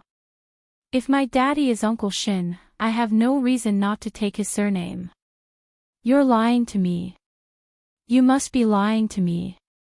Xia Xiao Bao, I won't believe you. Xiao Bao sneered. I'm lying to you. What's the benefit of lying to you? Let me tell you, I've never liked you because your mother seduced Bailey Han and made him abandon my mother. No, that's not it. My mother isn't that kind of person. Daddy must know my mother first. Xia Xiao Bao, you're not allowed to speak ill of my mother. Whether you believe it or not, that's what happened. Xiao Bao didn't back down and stared into his eyes. Xiao Yi rushed up angrily and grabbed Xiao Bao's collar. The 2 little guys wrestled with each other. Bailey E, I'm warning you. Don't hit my face. Xia Xiaobao, don't grab my hair. Let go of me. The two of them fought for more than 10 minutes before they finally got tired. They grabbed each other's necks and lay on the floor, panting. Bailey E, let go. You let go first. Let's let go together. I'll count to 3. Xiao Bao counted to 3, but the two sly guys didn't let go. They were still grabbing each other's necks. If you don't let go, I'll suffocate to death. I'll count to 3 again. Okay, Xia Xiaobao, don't play any more tricks. Xiao Bao's little face was red from suffocation. He counted to 3 again. This time, the two of them let go at the same time. They were panting and staring at each other with eyes that said, I can't wait to bite you to death. The two little guys were injured. Xiao Bao took a punch to the cheek. Xiao Yi's hair was a mess, and there was a bunch of hair on the floor that had been thrown away. Their clothes were messy and they were in a sorry state. After a few minutes, the two of them calmed down. Xiao Yi was still immersed in the huge blow. She gritted her teeth and said, if you and Xiao Guai were daddy's children, wouldn't you want to acknowledge him? Xiao Bao sneered, I won't acknowledge someone who abandoned me. As for Xiao Guai, she doesn't even know who daddy is. She also doesn't know what illness she has. So don't let it slip in the future. Xiao Yi was stunned. After a while, she asked, is Xiao Guai's illness serious? Xiao Bao's expression became serious. It's serious. It's very serious. Otherwise, my mommy wouldn't have been so desperate to get close to your daddy. Xiao Yi fell silent. She turned her back to Xiao Bao and curled her little body up. She still couldn't accept this. Xiao Bao suddenly felt sorry for her when she saw how lonely she looked. She hesitated for a few seconds, reached out, and patted her on the shoulder. She said softly, don't worry. Xiao Guai and I won't fight over your daddy. Just pretend you never heard about this. But you have to treat my mommy better in the future. Even if it's because she's been so nice to you, you have to treat her a little better. Xiao Yi hugged his knees tightly and curled himself into a ball. His clear eyes gradually became misty. He bit his lip tightly and held back the tears that were about to come. Bailey E, I'm leaving. Don't pretend to be autistic. Hurry up and get better. Don't let your family worry anymore. Xiao Bao got up from the ground and looked down at him like an adult. How did you know I was pretending? Xiao Yi's voice was a little choked up. Xiao Bao rolled her eyes. Did you forget that I worked with you and asked you to pretend to be sick? Who knew that you were such a genius that you pretended to be autistic? Although you pretended to be autistic, I knew you had an ulterior motive. So, I observed you and found a small loophole. What loophole? It's because you treated me differently. Speaking of this, Xiao Bao became angry. The last time I brought Gigai to see you, you gave Gigai the pastry she liked, but you gave me the peanut butter that I hate. You must have done it on purpose. Which autistic child would be so scheming? Xiao Yi was silent. He was right. I did do it on purpose. Xiao Bao walked to the door and suddenly heard Xiao Yi's muffled voice from behind. Why is your mommy so nice to me? Xiao Bao blinked his large eyes. My mommy is kind. My mommy said that you are a child without a mommy. Although you have a bad temper, you are actually very pitiful. You yearn for a mother's love and friends, so she treats you very well. He snorted. She treats you so well that even I, her biological son, am jealous. Xiao Bao spoke casually, but Xiao Yi listened attentively. His body stiffened and his heart started to beat wildly. A bold idea popped into his mind. He was so excited that his voice trembled. Xia Xiaobao, Is it possible that she is actually my mommy too? Xiao Bao's delicate eyebrows shot up. He widened his eyes and said angrily, "What do you mean? Are you trying to steal my mommy?" Roar, this damn annoying person. Did he eat a leopard's guts? No. Little Wingzy abruptly sat up, his eyes flashing with fanaticism. How old are you? When is your birthday? Xiao Bao's eyes narrowed. Same as you. 4.5 years old. My birthday is on the 6th of February. Xiao Yi suddenly rushed over and placed both hands on his shoulders. Isn't it obvious? We were both born on the same day. She cares about me and even took a bullet for me. If she isn't my mommy, why would she do that? What did you say? My mommy took a bullet for you. Xiao Bao was shocked. His eyes widened in disbelief. No, that's impossible, Xiao Yi nodded vigorously. When we were kidnapped, she stopped the kidnappers from hurting me many times. Also, I keep feeling that there's something wrong with the way she looks at me. It's like she's very sad. No, I don't believe it. Xiao Bao had always believed that Bailey Han abandoned his mommy and had Bailey Yi with another woman. Now that the plot had been reversed, it was destroying his belief. Xiao Bao violently pushed Xiao Yi away. It was as if he was being chased by a ferocious beast. He ran out of his room in a panic. Xiao Yi stared blankly at the empty doorway. After the shock and excitement, it was followed by endless pain. His little face was filled with grief. If she really was his mommy, why would she abandon him? Why? Xiao Bao, what's wrong? Xia Dong suddenly stood up from the sofa. She looked in shock at Xiao Bao, who was running down the stairs. His handsome little face was covered in tears. Xiao Bao threw himself at her. She quickly bent down and picked him up. Baby, what's wrong? Are you feeling unwell? Quick, tell mommy. Xiao Bao looked at her anxious expression and burst into tears. She had never seen him cry so sadly. Her heart ached as well. She stroked his weak back to comfort him. Baby, it's okay. It's okay. Mommy is here. Mommy will take you home, she lovingly kissed her son's forehead. Ignoring the servant's curious gazes, she smiled apologetically at the butler. I'm sorry. Baby isn't feeling well. I'll take him home first. The butler thought that Xiao Bao had an argument with his young master. He bowed politely. Miss Xia, young master Qi, please take care. Xia Dong carried her son and left. She didn't know that Xiao Yi was standing at the top of the stairs, looking at their backs with an expressionless face. Xiao Bao curled up in her arms. He was crying so hard that his tears soaked her clothes. She placed him in the front passenger seat.